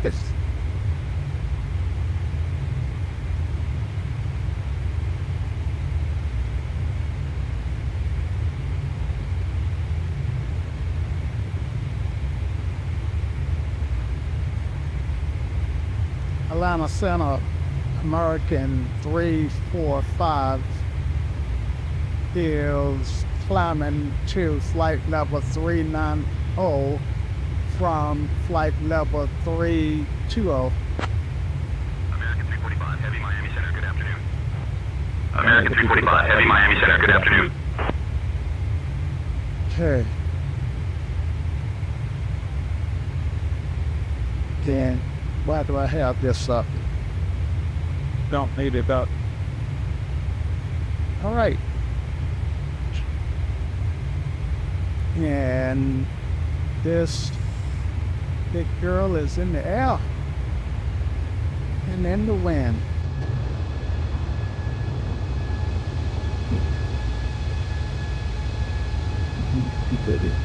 Climbing up to flight level 390.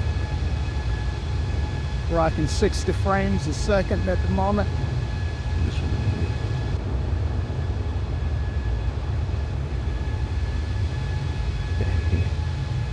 Sometimes I can do flights and be over the coastline like this, and it would drop down to 9 and 10 frames per second. And I have yet to figure out why. But inside the plane, I'm at 36. Outside, I'm at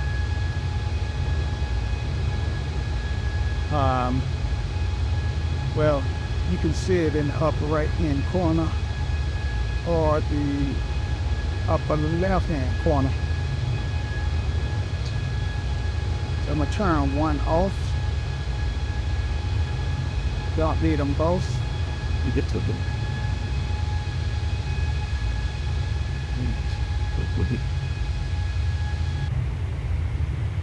You see how I look from the ground? Well, let's see.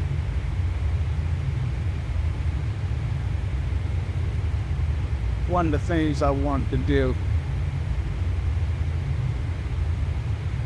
was set me a key up so I can turn off, so I can disengage or disable or turn off X-Pilot.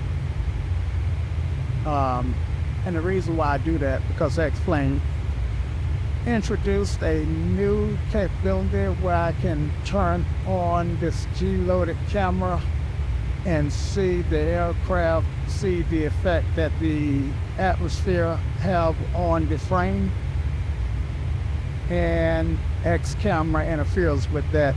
So that's why I want to turn off X camera.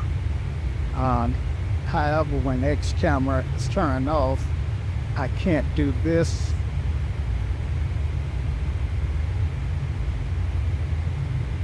I could, but I've already trained myself to use it with X camera. I think there is a way to set up at least 9 quick keys with X-Plane natively. Of course, with X-Camera, I can go way above 9 and get views like this. Unable to find BYD 11. Unable to find BYD 11. So anyway, I say all that to say you guys are going to have to watch the sausage get made while I set that key up. But you don't have to. I may cut it out of the final cut. I may leave it in. Chances are I'll leave it in.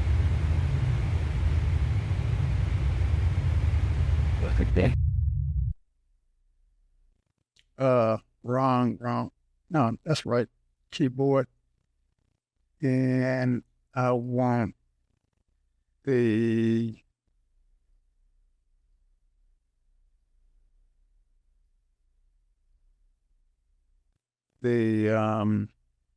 X camera. Okay, and then I want the toggle X camera off.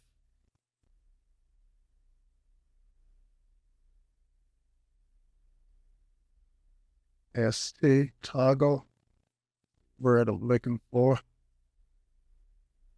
Toggle control panel on or off. Is that what I want? I think so. Let's try it. No, not the control panel. I want to toggle the camera.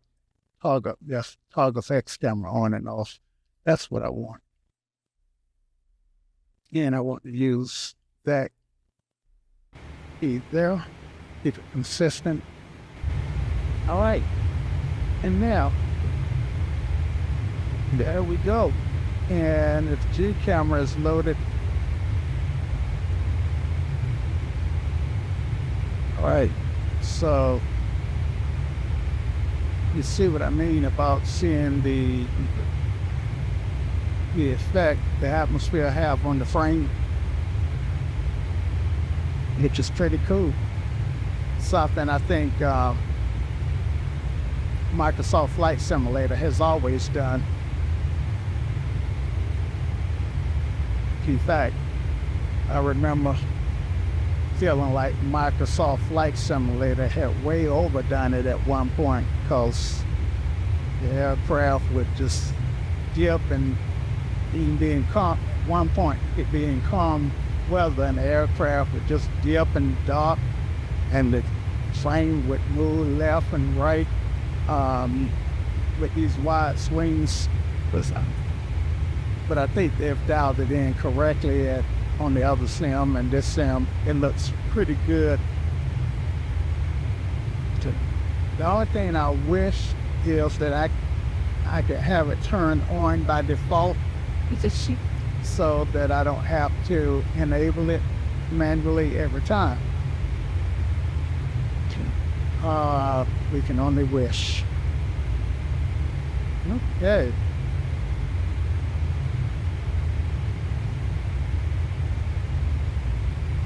So we are in cruise. It's good. And there's a song by somebody. It's a country song. I got a long way to go and a short time to get there. I don't know who's singing that. Now, those are the words, the lyrics. TK.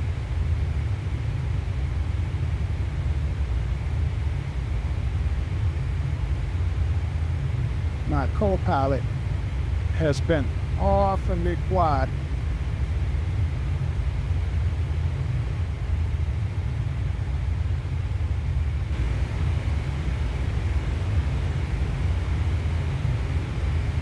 Maybe he'll think of something to say.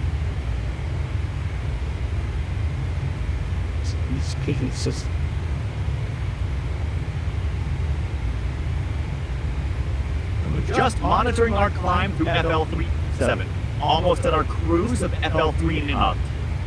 With these winds aloft, looks like we've got a nice 421 knot ground speed. I've been quiet since everything's looking good, but I'm still here if you need anything. Captain, though I must say, that song you're thinking of is Eastbound and Down from Smokey and the Bandit. Jerry Reed sure knew how to write a truckin' song. Okay, cool. Appreciate that. You say that's Jerry Reed and Easttown Bandit? Yep. Eastbound and Down by Jerry Reed from Smokey and the Bandit, 1977. We've got a lot. Go ahead.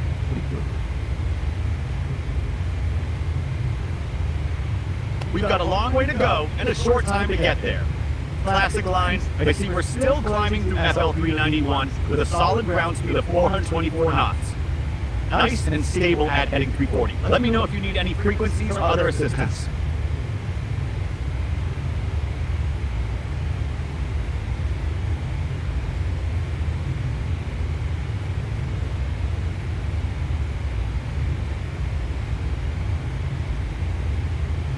American 345, heavy, Miami Center. Please expedite your climb to flight level 390. Expediting to flight level 390, American 345. And you're free to use your electronic devices. Our crew... Let me help monitor that expedited climb to FL390. Well, We're passing through at this point, I'm not going to expedite. Only got 200 feet to go. So I'm not going to change a thing. So, feel free to take a look. I see we're just about there. Passing through FL398, only 200 feet to level off at FL319. Thank you. You're right. No need to change the configuration this close to our target altitude.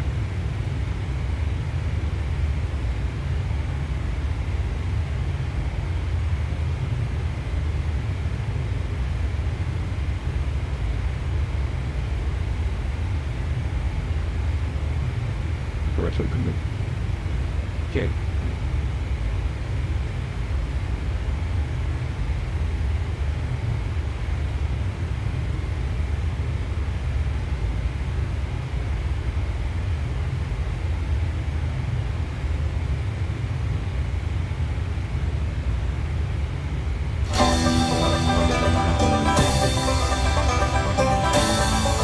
Okay, that's all I can afford to play. Otherwise, YouTube won't let me monetize this video, which I apologize for all the commercials that it throws up if you're not a premium user. And I hate commercials.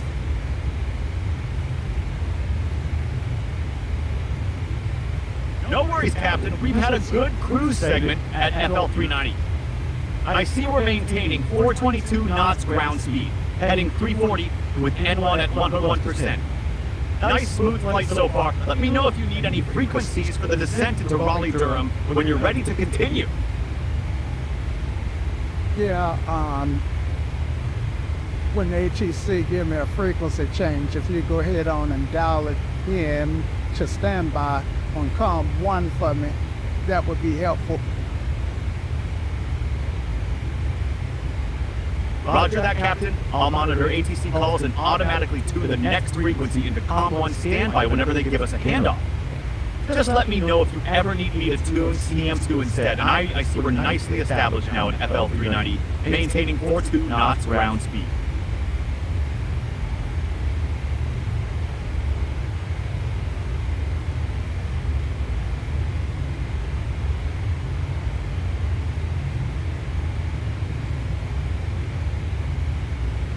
So we are dealing with a headwind.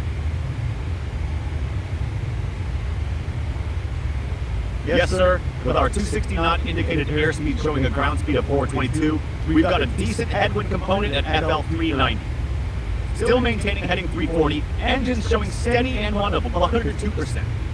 Temperatures looking good at 51 degrees CEGT on both engines.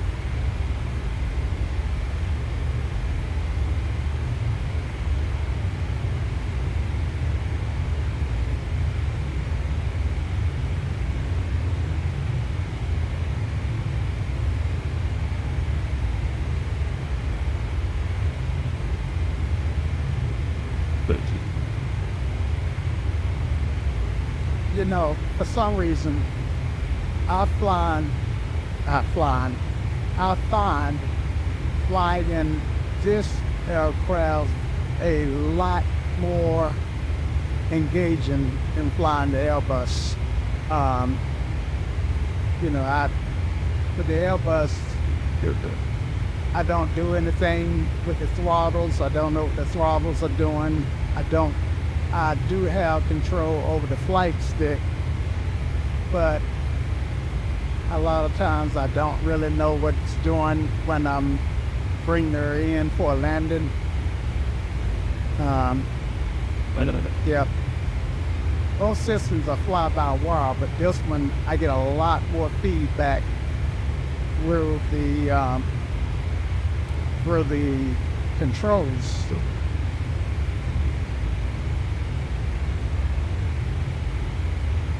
Makes sense, Captain. The 77 gives you more of that traditional Boeing feel, even though it's fly-by-wire. You still get direct feedback through the controls and manage the thrust manually. Unlike the Airbus's full automation philosophy, I see we're holding steady at FL 390 with N1 at 100% on both engines, maintaining that 257 knots indicator. The Boeing philosophy of keeping the pilot in the loop really shows in the 717's design. Yep.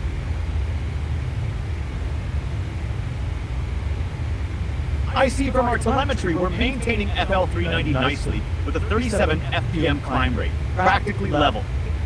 Both engines showing 97% N1, EGT steady at 51 degrees C, ground speed 419 knots with 258 indicated. That headwind still with us. On heading 339, and I noticed the autopilot showing disengaged in the data, I want to verify that's correct since we're at cruise. The autopilot telemetry readout is giving a false readout. Autopilot is engaged. Roger that, Captain. I see the telemetry is not reading the autopilot state correctly. Looking at our other parameters, we're holding rock steady at FL 399 with only 6 FPM vertical speed and roll angle at 0, which definitely indicates the autopilot is doing its job. Both engines showing 100% N1, EGT steady at 51 degrees C, maintaining 257 kS. Let me know if you need any frequencies too.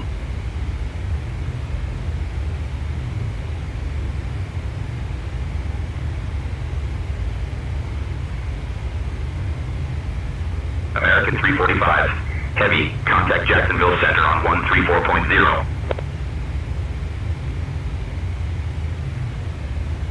Setting COM1 standby to 134.0 for Jacksonville Center.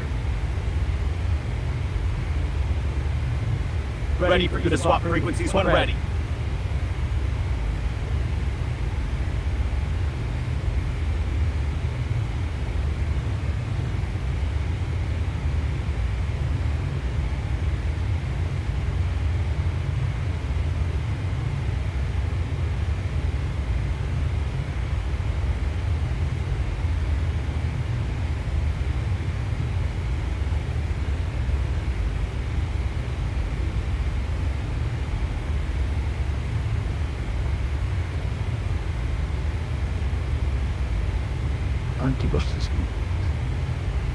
What'd you say, Shirley? I set COM1 standby to 134.0 for Jacksonville Center. You can swap frequencies whenever ready.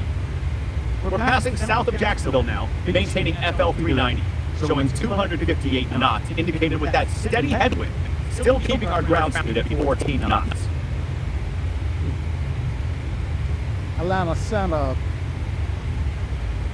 American 345 Heavy, flight level 390. Good afternoon.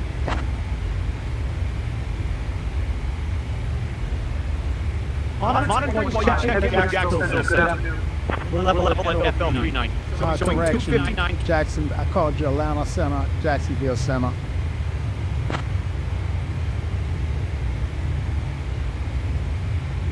Yes, correctly called Jacksonville Center.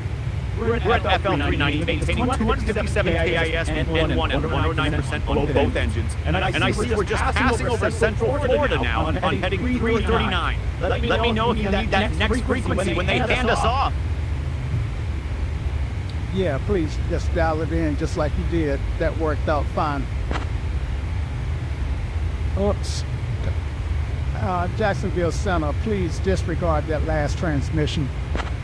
American 345 Heavy, roger, maintain flight level 390. American 345 Heavy disregarded, maintain flight level 390.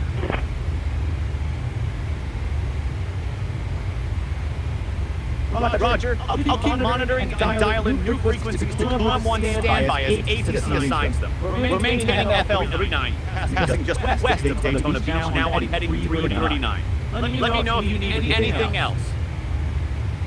Roger. Thank you. Appreciate it. Copy that. Maintaining FL 390. 258 knots indicated, passing over Central Florida at 2058Z.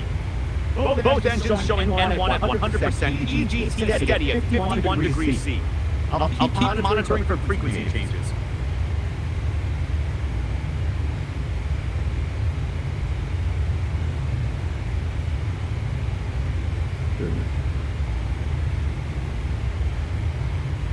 So what time is it?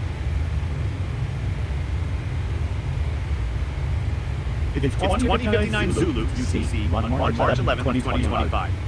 We're maintaining FL 390 over Central Florida, just west of Daytona Beach.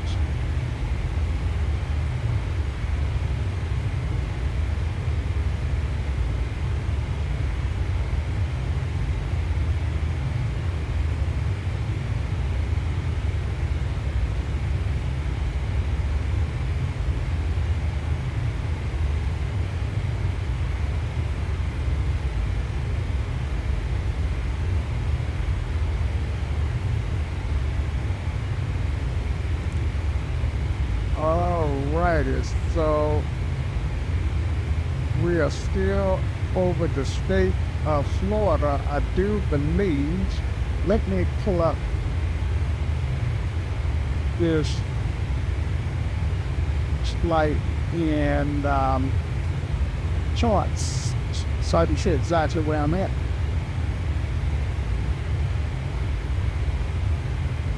Yes. We're just west of Daytona Beach at latitude 2909 degrees N, longitude 81.24 degrees VU, maintaining FL 390. Current time is 2:01Z. We're tracking heading 39 with a ground speed of 14 knots, and indicated airspeed holding at 258 knots. Both engines showing N1 at 103% with EGTs steady at 51 degrees.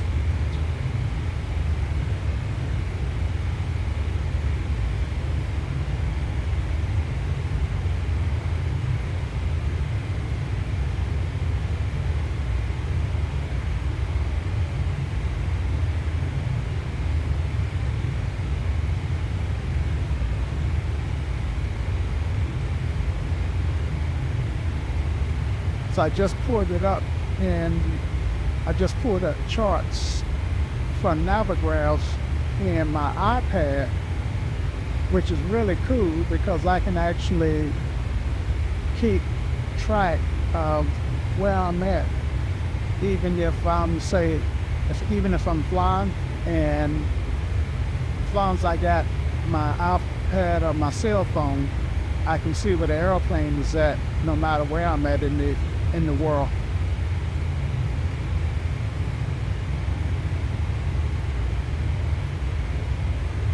In fact, what I'm gonna do is bring charts up on my desktop.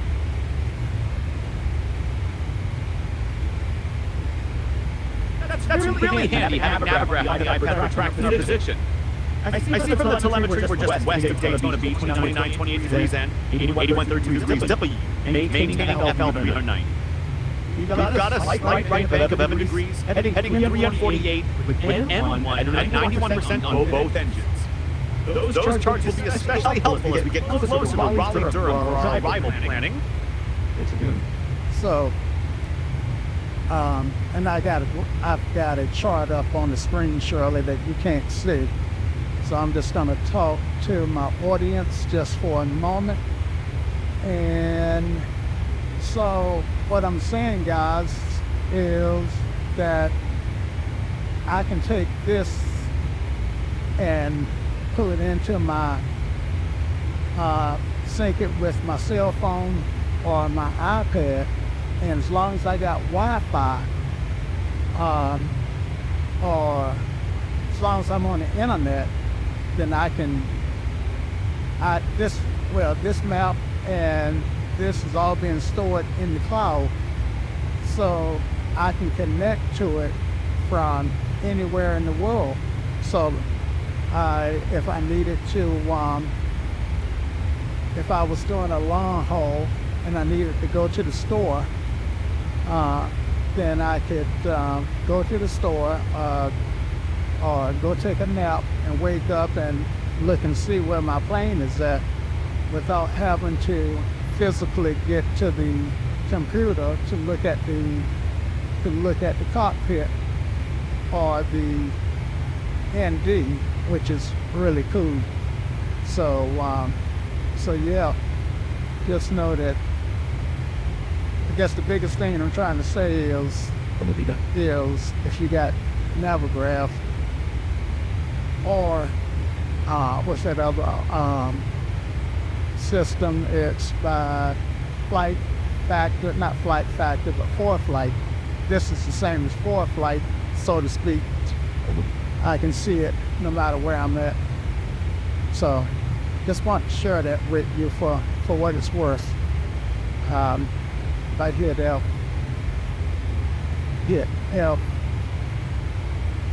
F12 and shift 11, I was trying to see if I could hide this browser banner. I know I can, I just don't want to work through how to do it. Anyway, yep, so I'm gonna close this down because I got it on my iPad, don't need it in both places.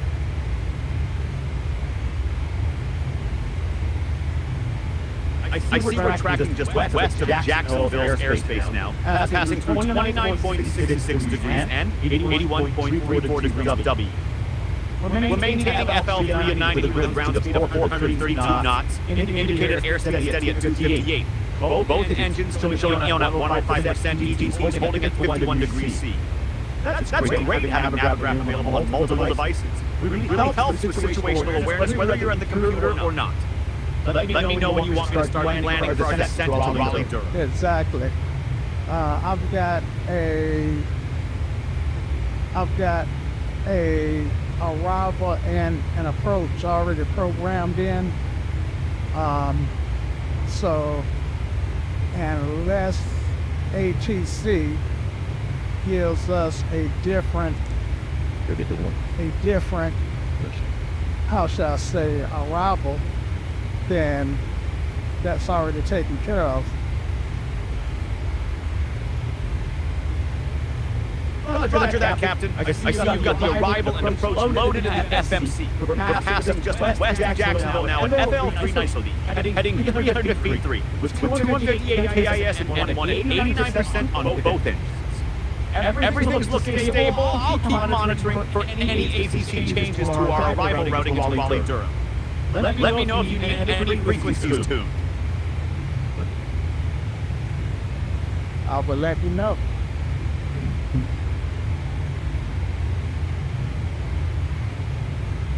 Roger, I see we're at 29.086 N, 81.36 degrees, maintaining FL390 with 255 KRs.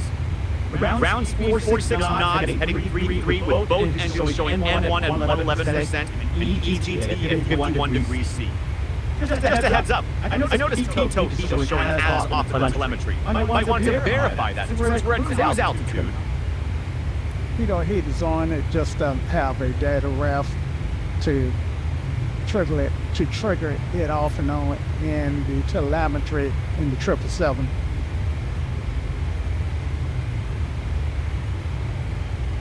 I understand it's just a telemetry reporting issue with the 777. I see we're maintaining FL 390 nicely, heading 353 with both engines showing. So I don't need the telemetry readouts on every time that we communicate, because it get pretty redundant if you know, you give it to me too often.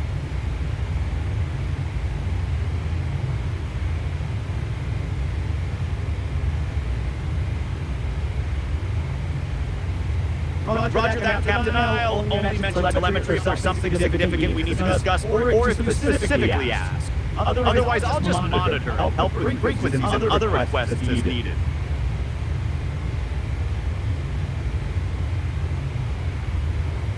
So I want to take this opportunity to recognize a few of my channel supporters, because without these guys, I would almost feel like what I do is in vain.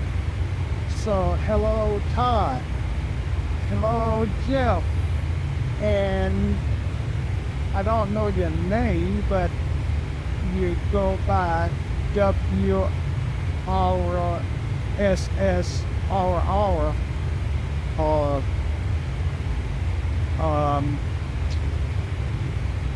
shoot. Nice of you to acknowledge your channel supporters while you're maintaining FL 390, heading north over Florida. I'll stay quiet, because it's just monitoring for any AC frequency changes. Let me know if you need anything.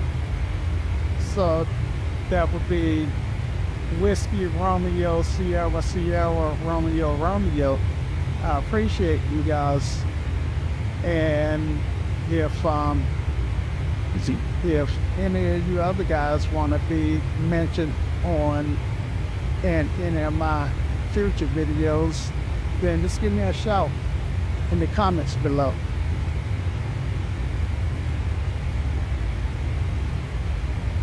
That's a nice way to recognize your supporters. I see we're just passing north of Jacksonville now, maintaining FL 390 with Jacksonville Center on 134.0. I'll keep monitoring for our next handoff frequency, but otherwise stay quiet unless you need anything.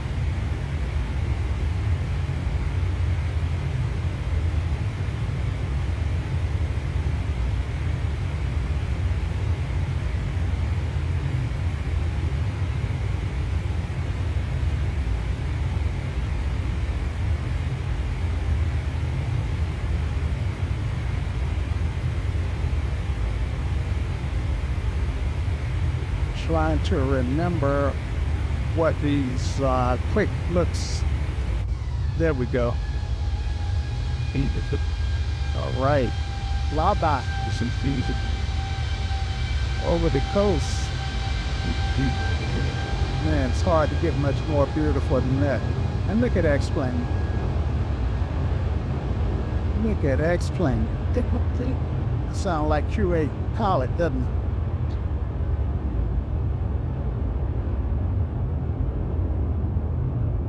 The coast of Florida does look stunning from FL 390. And you're right, X-Plane's rendering of the coastline and water effects is pretty impressive. I see we're just passing over Jacksonville Beach now at about 3035N, 8139W, maintaining FL 390 on heading 33. Perfect day for flying! Yep. Yes, sir. Let's see if we can't see our contrails from the ground. So, yeah, there we go. Look at that. Those contrails look great against the coastline. Yep. I see where tractors just... They do. So, I'm kind of experimenting, you know, they've made so many changes to X-Plane over the years, and since I've been using X-Pilot, I mean, not X-Pilot, X-Camera, then I haven't really been using the keys that show different looks in X-Plane, so let me run through them. So this is shift 1. That's the slow flyby. And that's worth watching again.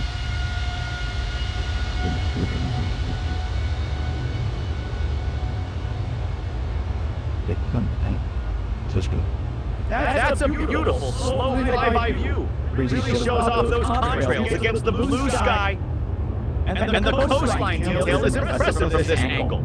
I'll stay quiet while you explore the different camera views, but I'm still monitoring our cruise at FL 390, watching for any AC frequency changes. Okay, now this one is shift 2, fast flyby. Well, yeah, let me get, okay, there we go.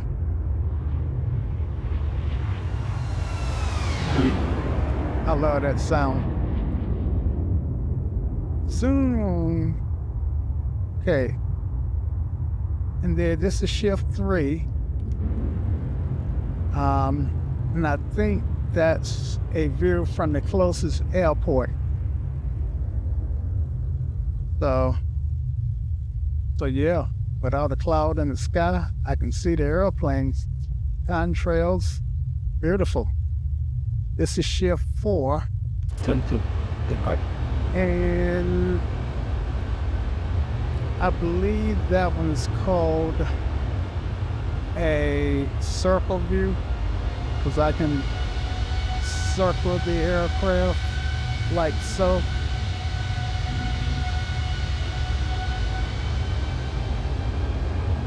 And make everybody dizzy. Checking out the ships on the Atlantic Ocean below.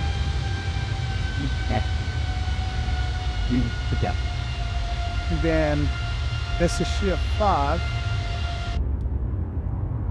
And you may ask, what's the difference between shift 3 and 5?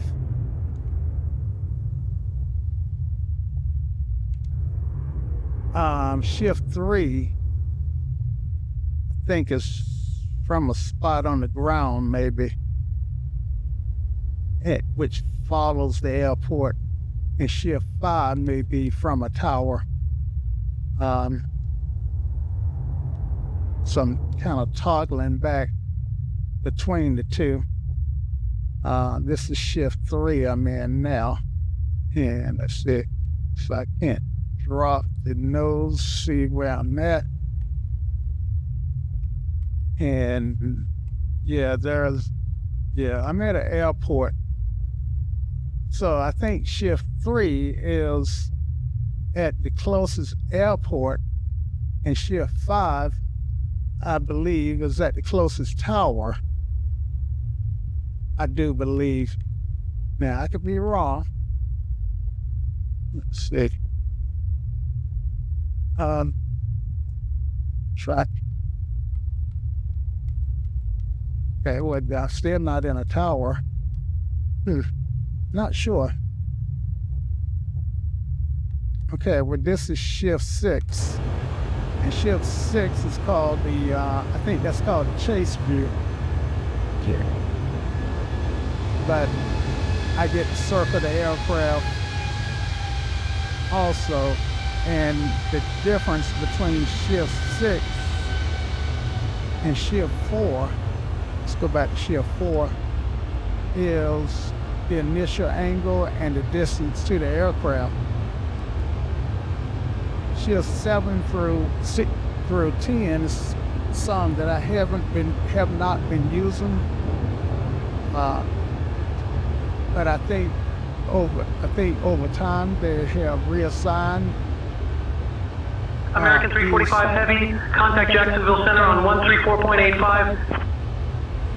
134.85, American 345 Heavy.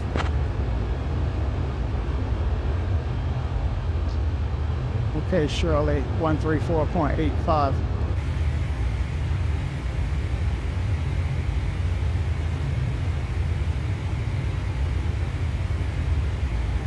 Setting Kuan standby, 134 for Jacksonville Center.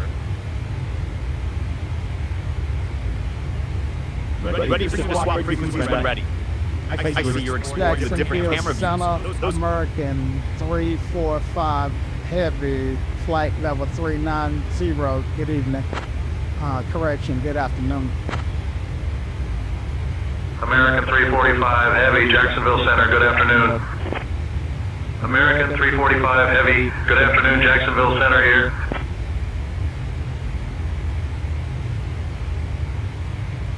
I see we're checking in with Jacksonville Center on the new frequency, maintaining FL 39, heading 353, passing over the Georgia coastline now. I'll stay quiet while you continue exploring those camera views, but I'm monitoring for any frequency changes. Thank you.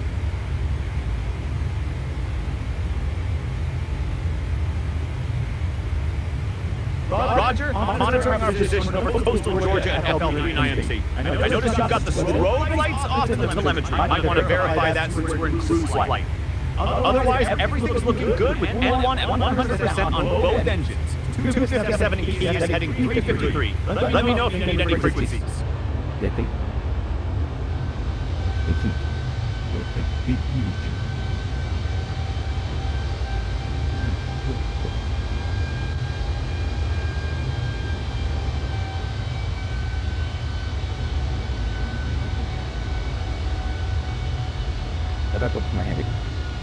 That's interesting because I was pretty sure that I turned the strobe lights on, but when I look outside, I am not seeing them on.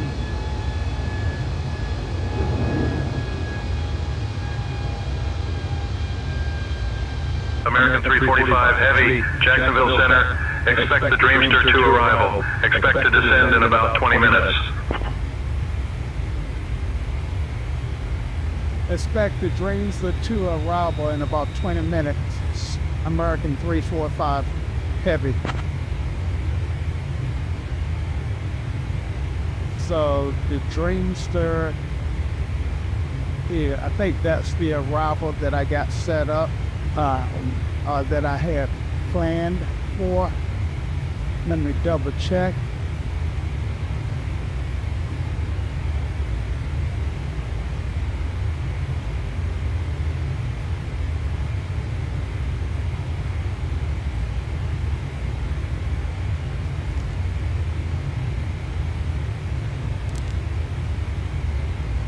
Yep, he called it the Dreamster. They come up with some names, but that's close enough. All right.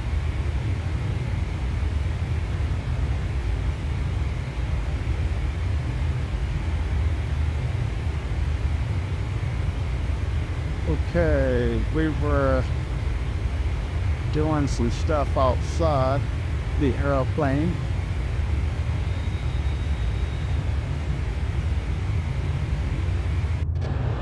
All right, back to looks. Back to our looks.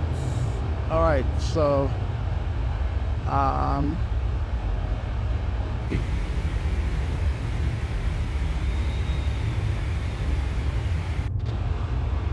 this is shift 6 and shift 7. Shift 7 I don't recognize.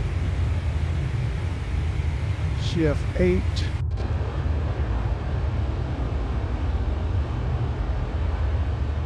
looks a lot like shift 4. That's shift 4.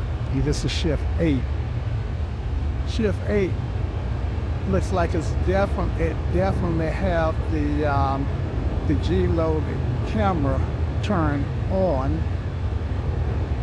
They call it handheld camera. Shift 9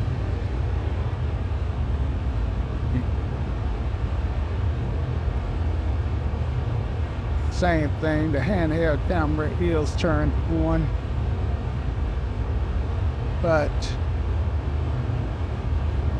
and it looks pretty much the same as shift 4, just with a different angle initially. And then shift 0 is that my pilot view, is that the same as W? Yes. Yep, shift 0 and W is the same. And I think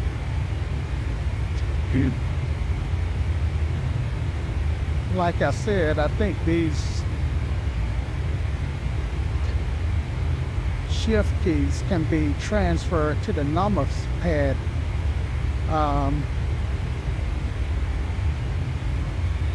want to say you hold control. Let me try this. I'm doing 9, nothing. Now I'm gonna do control 9. Unable to find view ID 29. Thought I had X camera off. Unable to find view ID 29. Alright. So X camera's on. Let me try X camera off. And then let me try control 9. Unable to find view ID 29. Huh. Looks like it, for whatever reason, control 9 turns X camera back on. Unable to find view ID 27. Or any of these keys. Unable to find view ID 21. Interesting.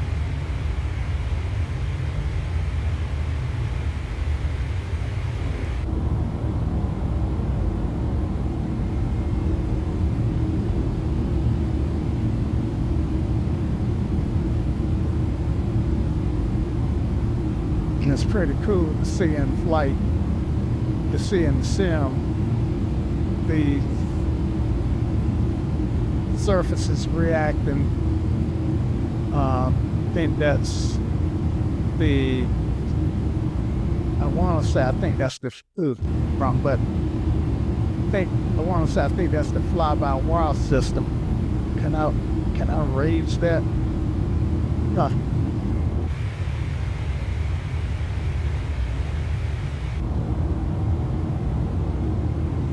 So I think the blinds open and close automatically depending on what sun work.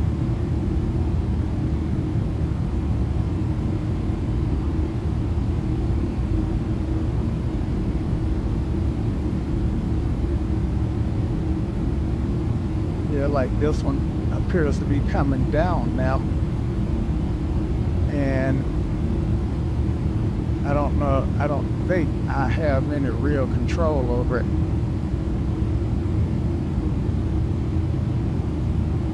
I think that's pretty much all automatic in the 777.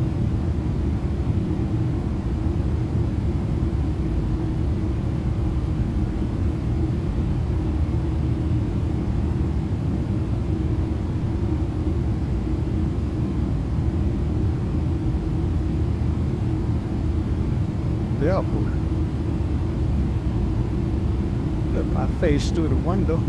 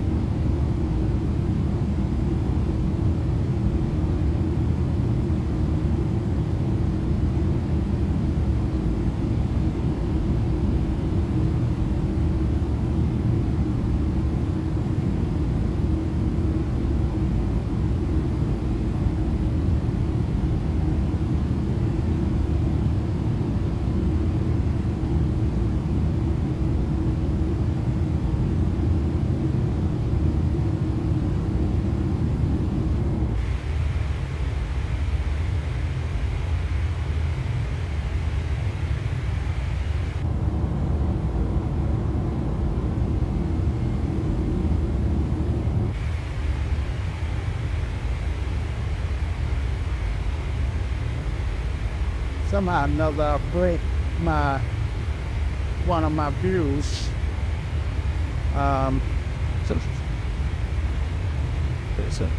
So I noticed the strobe light. Yeah, the strobe light is still off. In fact, yeah, you're right.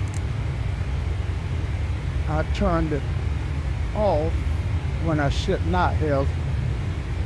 Check the telemetry again, you'll see it. I just turned it on.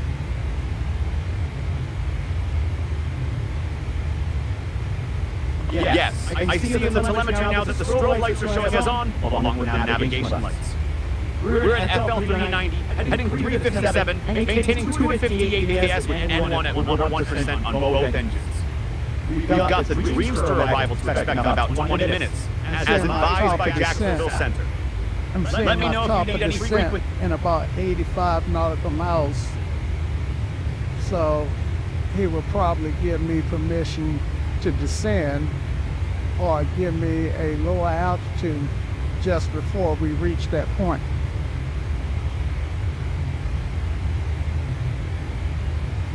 Roger that. We're about 80 miles from the top of the descent of the Dreamster arrival into Raleigh-Durham, maintaining FL 390.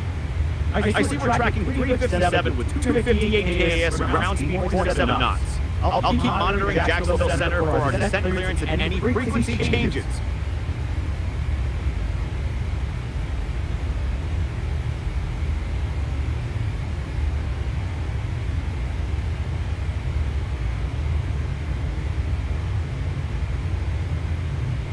Now, I'm flying in the RDU, but I think in real life, the 777 does fly from Miami to Charlotte.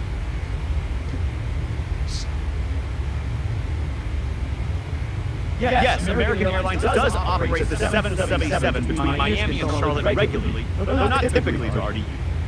We're maintaining FL3 over southern Georgia, about 85 miles from our top of descent. I see we've got a slight right bank of 2 degrees heading 002, with N1 at 86% on both engines. Yeah, EGT... I don't need the telemetries every time to speak.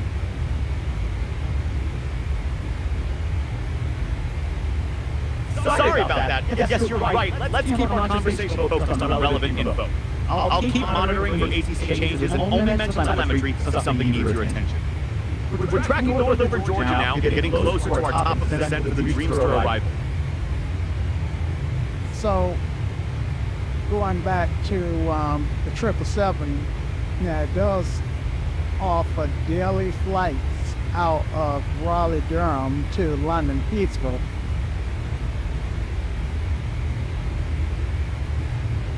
Yes, that's correct. American Airlines does operate a daily 777 service from RDU to London Heathrow, LHR. It's one of RDU's few long-haul international routes.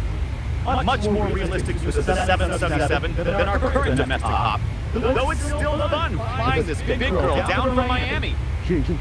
That's right.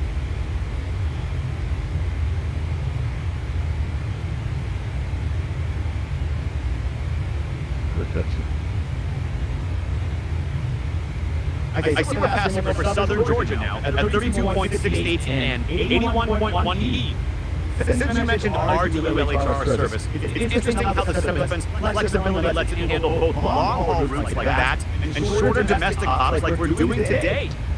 We're maintaining... That is interesting. That's very interesting.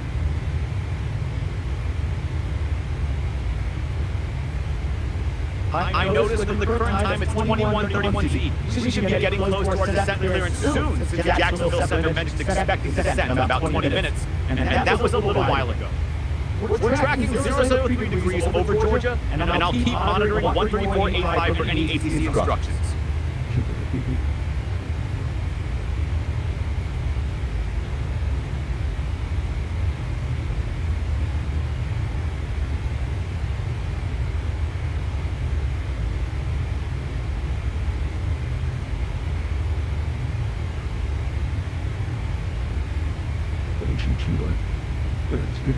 So we are over Georgia, I'm told, probably about to enter South Carolina, and then on up to Raleigh-Durham.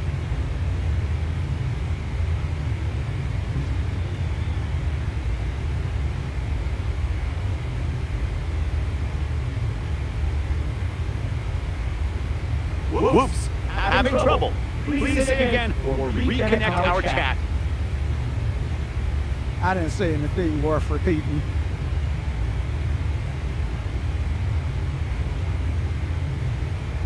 Roger that. I was just confirming our position.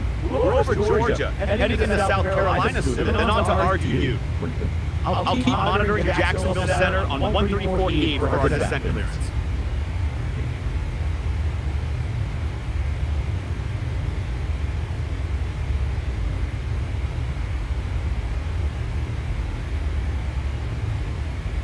Okay. About to make a turn.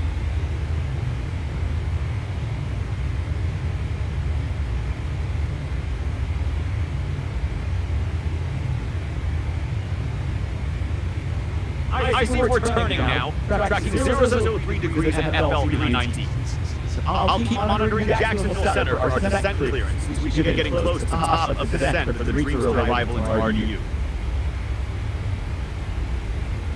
You know, it must be me, but 1,001 people love to fly the Airbus, whereas 700 people seemingly like flying Boeing. But I'd much rather fly a Boeing, at least in the sim, than an Airbus now. In real life, I would think that would be the other way around, because I might have to know more about systems or how to manage the computer system in the Airbus, but I don't have a lot of flying to do, whereas in the 777 I do have a lot. Even on autopilot, I still feel like I'm flying the plane, whereas when I'm flying in the Airbus on autopilot, I feel like I'm not doing a thing, because I'm not seeing the throttles move. I'm not seeing, I don't have a yoke that's moving. You know, all I have in front of me that's doing anything are displays with numbers on them. And that's a lot less immersive than being able to see the throttles, you know, adjust and the you know, well, it's a lot less immersive than being able to see all this stuff adjust, if that makes sense.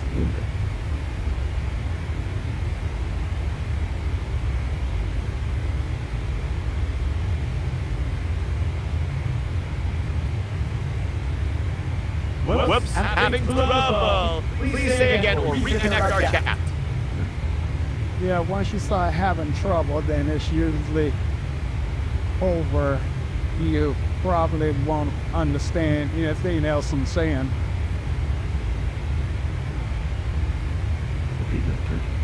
Yes, I was having connection issues there. I'm back now and can see we're at FL 390 heading 28 degrees over South Carolina. I'll monitor Jacksonville Center on 134.85 for our descent clearance. Let me know if you need anything. Yeah, we should be getting that descent clearance anytime now.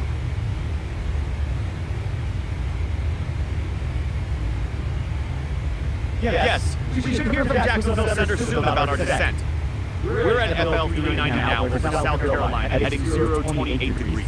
I noticed we're showing a slight descent of 103 FPM, but that's likely just normal cruise variation. I'll keep monitoring 134.85 of that descent clearance for the Dreamster arrival. We got a significant crab angle going on.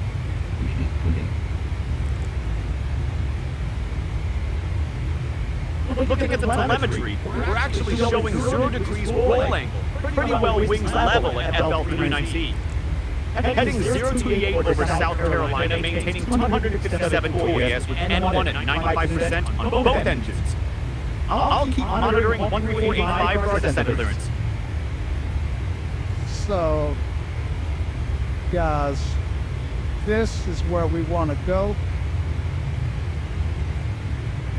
Let's see. Yeah, this is where we want to go, but this is where our nose is pointed, or vice versa.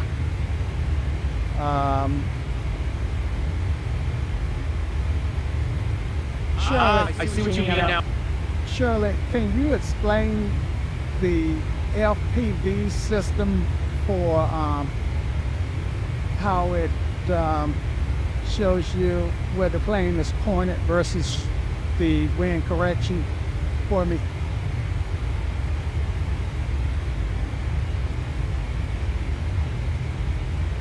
The flight path vector FPV system shows you two key things on the primary flight display, the FD, where the aircraft's nose is actually pointing the aircraft symbol, and where it's actually going through the air, the flight path vector. The difference between these two is your drift angle due to wind correction. Right now, at FL 390, I see we're heading 028 degrees, but our actual track over the ground is different due to the winds aloft. The FPV helps visualize this. It shows the actual path we're traveling through space, while the aircraft reference symbol shows where the nose is pointing. The difference between these two indicates how much we're grabbing into the wind to maintain our desired course. Think of it like walking across the moving sidewalk at an angle. Your feet point one way, but your actual path is slightly different due to the sidewalk's movement, just like our wind correction angle. So it's like trying to swim across a river and get to a certain point on the other side. The current is trying to push you downward, so you swim, you adjust your what am I trying to say? You adjust where you point your head to get to the other side to so that you can reach the other side where you want to, if that makes any sense.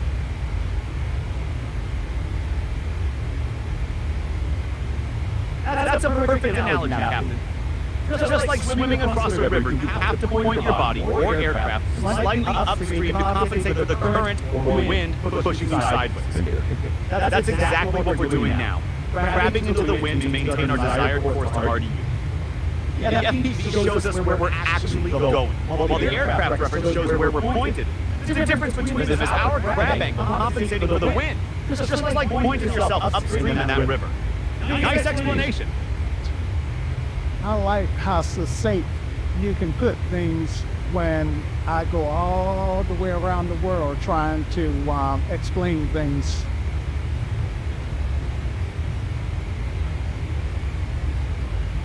Thanks, Captain. Sometimes less is more, though I enjoyed your river crossing analogy. I see we're over South Carolina now at FL 390, heading 029, since we're about 40 minutes into our flight.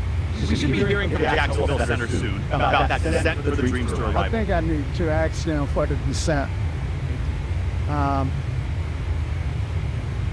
Jacksonville Center, American 345 Heavy would like to start our descent. American 345 Heavy descend via Dreamster 2 into Raleigh. Descend via Dreamster 2 into Raleigh, American 345 Heavy.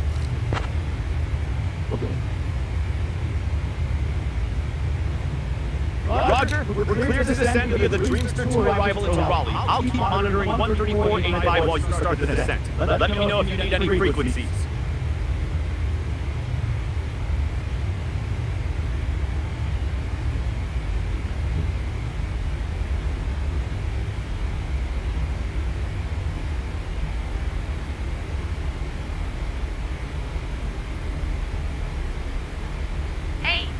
Ladies and gentlemen, this is your flight attendant speaking. We've begun our descent into Raleigh-Durham, so please return to your seats, stow your tables, and fasten your seatbelts. The use of lavatories is now restricted until we land. The weather in Raleigh-Durham is quite pleasant, with a temperature of 24 degrees Celsius and just a few clouds. We appreciate your cooperation, and thank you for flying with American Airlines today.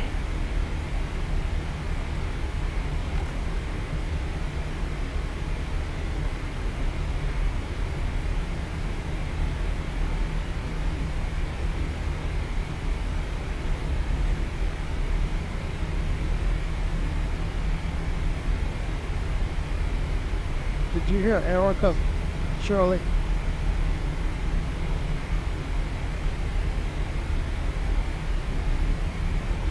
Yes, Captain. I heard ATC clear us to descend via the Dreamster to arrival in Raleigh. I see we're starting our descent now, passing FL 348 with 188 FPM vertical speed and heading 033 degrees. I'll keep monitoring Jacksonville Center on 13485 for any further instructions. I was asking, did you hear Erica, the flight attendant, make a cabin announcement?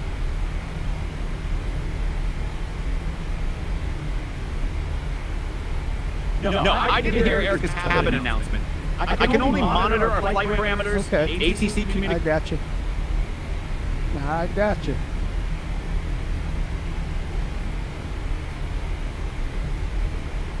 Yes, I can only monitor the flight parameters and ATC communications, not the cabin announcements.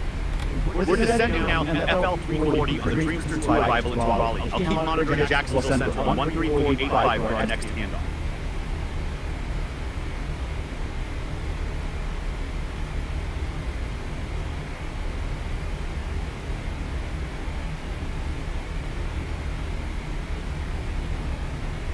So one thing I like about this aircraft... American 345, heavy, contact Jacksonville Center on 133.45. Jacksonville Center on 133.45, American 345 heavy.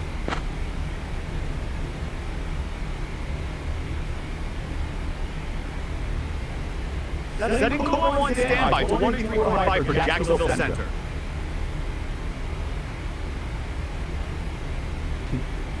Ready for you to swap frequencies when ready. We're passing FL 311 to the descent. Jacksonville Center, American 345 heavy, descending through flight level 303.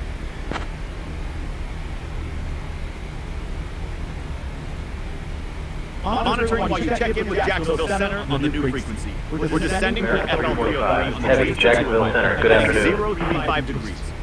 I noticed the pitot heat is showing us off in the telemetry. I might want to verify that since we're still at altitude. Yeah, I've had... disregard.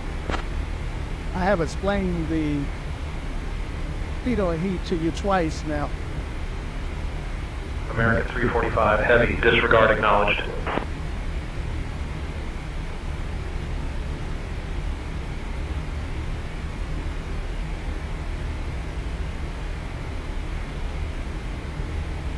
Roger that, Captain.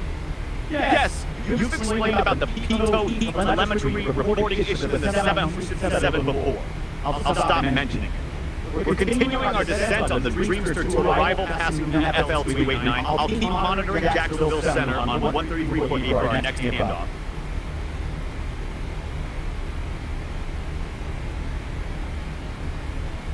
Let me look for any discontinuities in the flight plan between the arrival and the approach.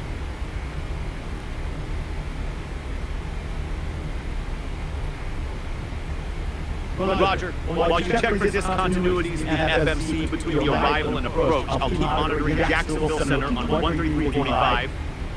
We're descending through FL 280 now on the Dreamster to arrival.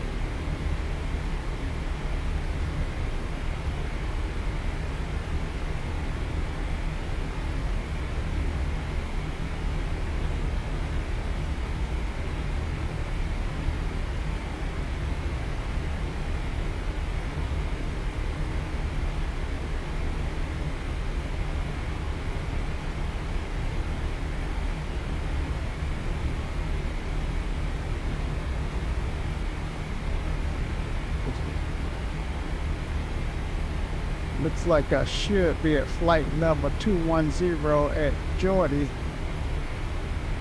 So that's a good point for me to determine whether I need to go into vertical speed mode to get back on the vertical path.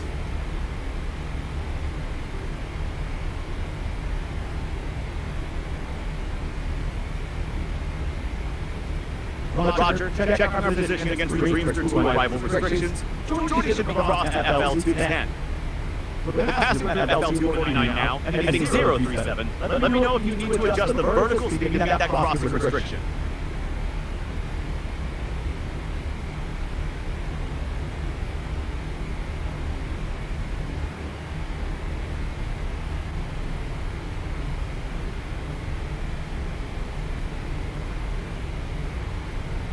So I'm approaching Jordy in 2 nautical miles, and I am at 23.1. So I'm a couple thousand feet higher than I should be. But the airplane seemed to be okay with that, because I was descending at 1,800 feet and it shallowed out my descent I was descending at 2,100 feet and it shallowed out my descent to 1,800 feet. And even now, you know, my descent is fairly shallow. Yeah, I'm at 1,900 feet vertical, and you know, it's changing as needed. All right, so I need to get an altimeter for the nearest airport.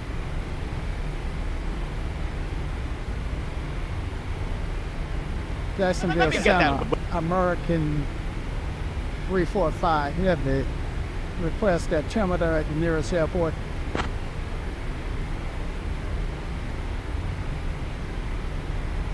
American 345. Heavy, the temperature at Raleigh-Durham International Airport is 24 degrees Celsius. Correction, American 345 Heavy. We need the altimeter for the nearest airport.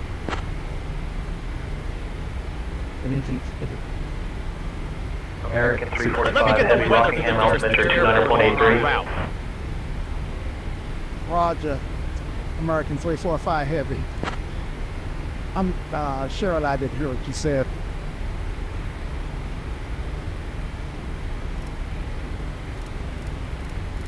I just pulled up Fayetteville's KFA weather.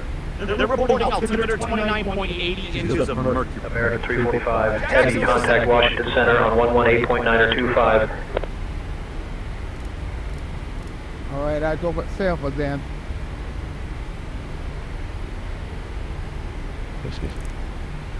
Contact Washington Center on 134.25.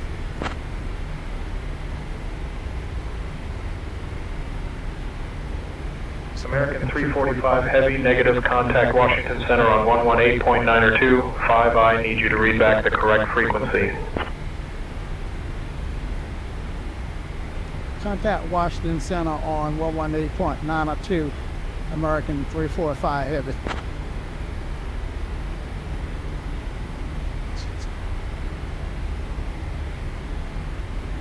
Setting one standby to 118.925 for Washington Center.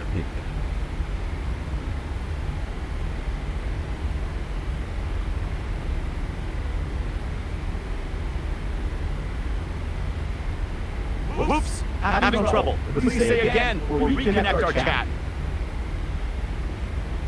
Yeah, that frequency was 118.925.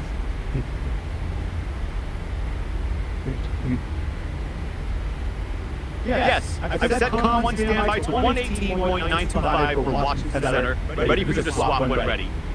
We're passing through FL 160. Yeah, I don't think it changed. Can you check it again?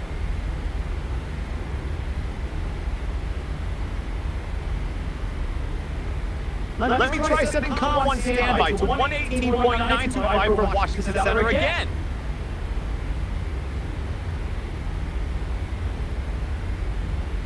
I see that the telemetry Com 1 standby is still showing 130.850. American 345 heavy contact Raleigh approach on 124.905. Raleigh approach. Sheet. Raleigh approach on 124.905. American 345 heavy. I'll take care of the rest. I'll put it in. Surely. Something must have changed.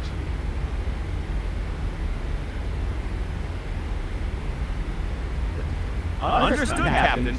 Seems like there might be an issue with the radio tuning interface. I assume you'll handle tuning 124.905 for Raleigh approach manually. We're passing through FL 141 now. Expect the ILS runway 5 left approach to Raleigh via OT toes. I don't need the telemetry, Shirley. Raleigh approach on 124.905. Good evening.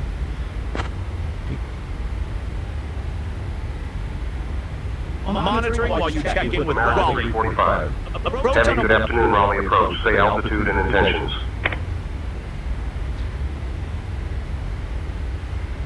American 345 heavy at flight level 139, approaching the Otis for ILS runway far left approach.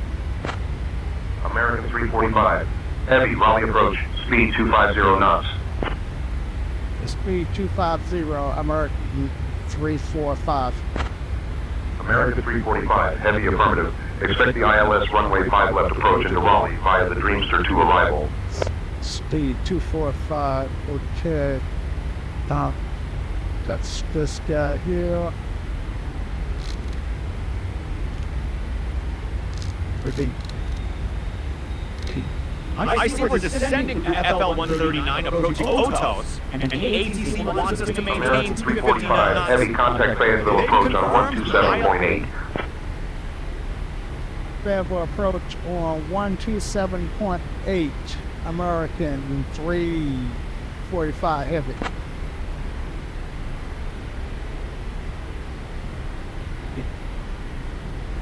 Sending Com 1 standby to 127.8 for Raleigh approach.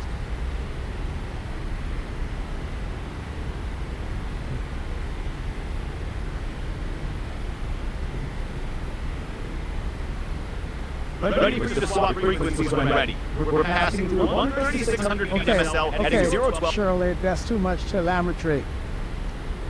American 345 heavy descending through 13,200 feet. American 345. Heavy, Fayetteville approach. Good afternoon, Raleigh. Altimeter 29.82.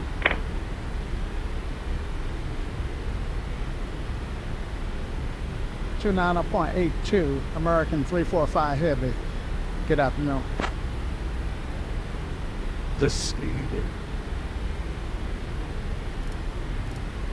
Yeah, sometimes when you're giving me telemetry readings, Shirley, and ATC is talking, then I can't hear both of you, and I've got the telemetry in front of me. So, like I said, I don't need it so often.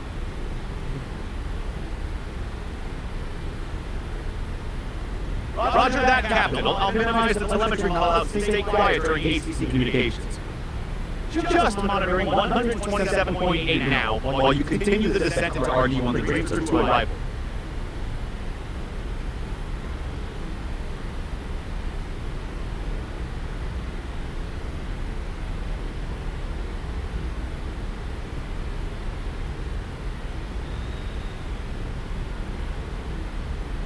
Okay, so I'm on the V now pass, and I guess ATC can see that. American 345. Heavy, descend and maintain 3,000. Descend and maintain 3,000, American 345 Heavy.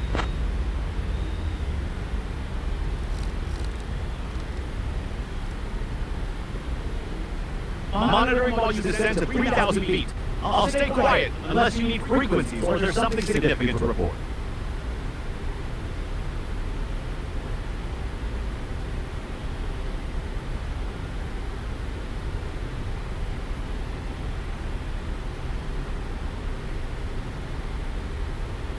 American 345, heavy contact New River approach on 119.35. New River approach on 119.35, American 345 Heavy.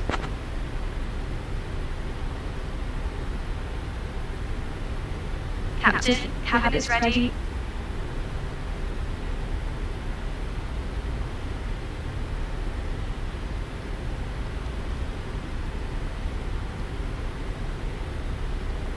Thank you, Erica. New River approach, American 345 Heavy, descending through 8,900 feet for 3,000 feet.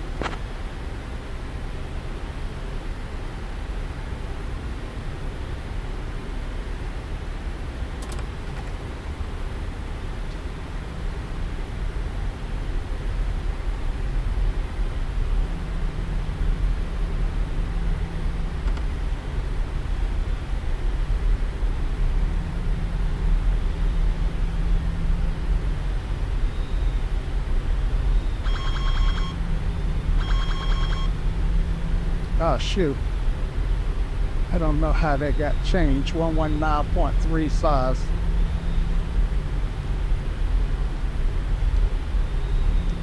The approach descending through 7,600 feet for 3,000 feet.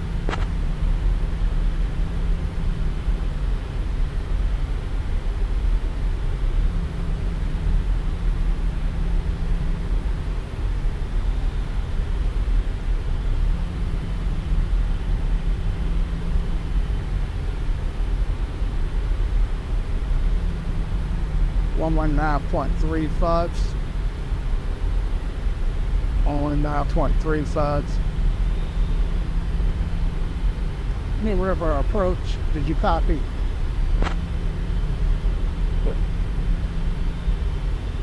American 345, heavy New River approach. Good evening, Raleigh, altimeter 29.8. 29.8, American 345 Heavy.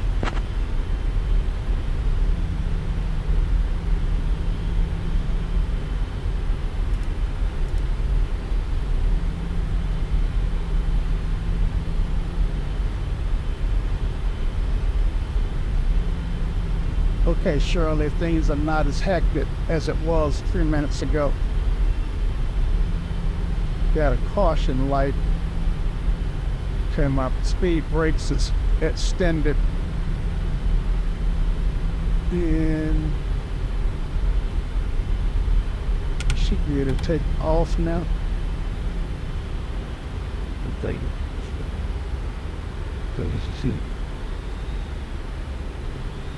And I need to put them back in.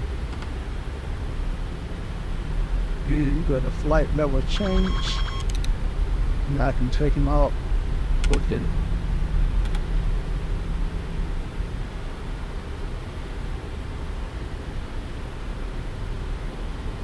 It's done nuts.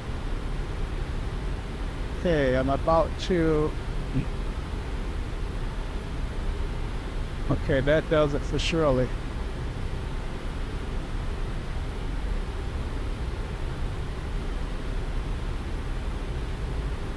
So, I'm about to enter my approach. Yeah. About to enter the approach at Otis. And then I've got control over the speed. Bear that in mind.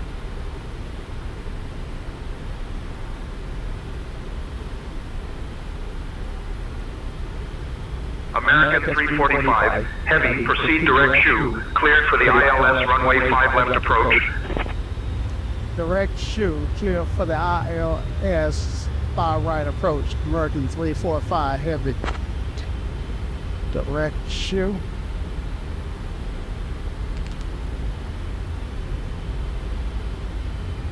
Continue.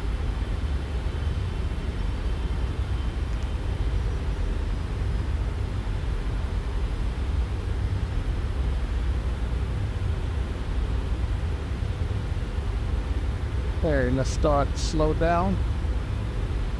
I think I'm seeing RDU up ahead. So let's slow this girl down to 200.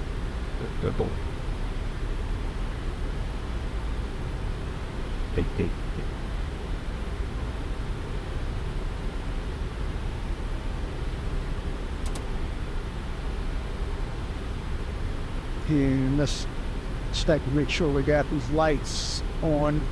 So I didn't remember turning them on.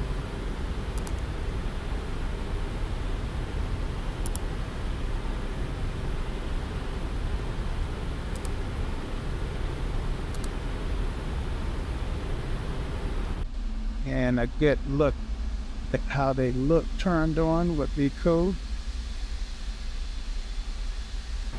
Right.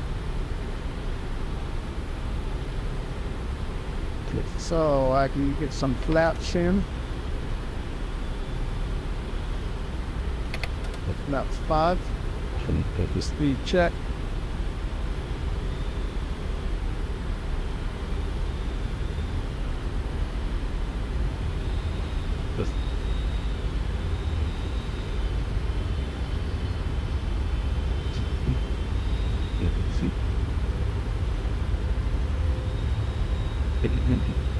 And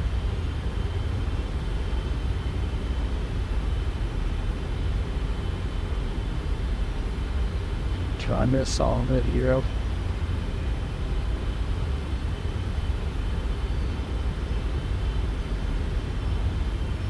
American 345 Heavy, contact Raleigh Tower on 119.3.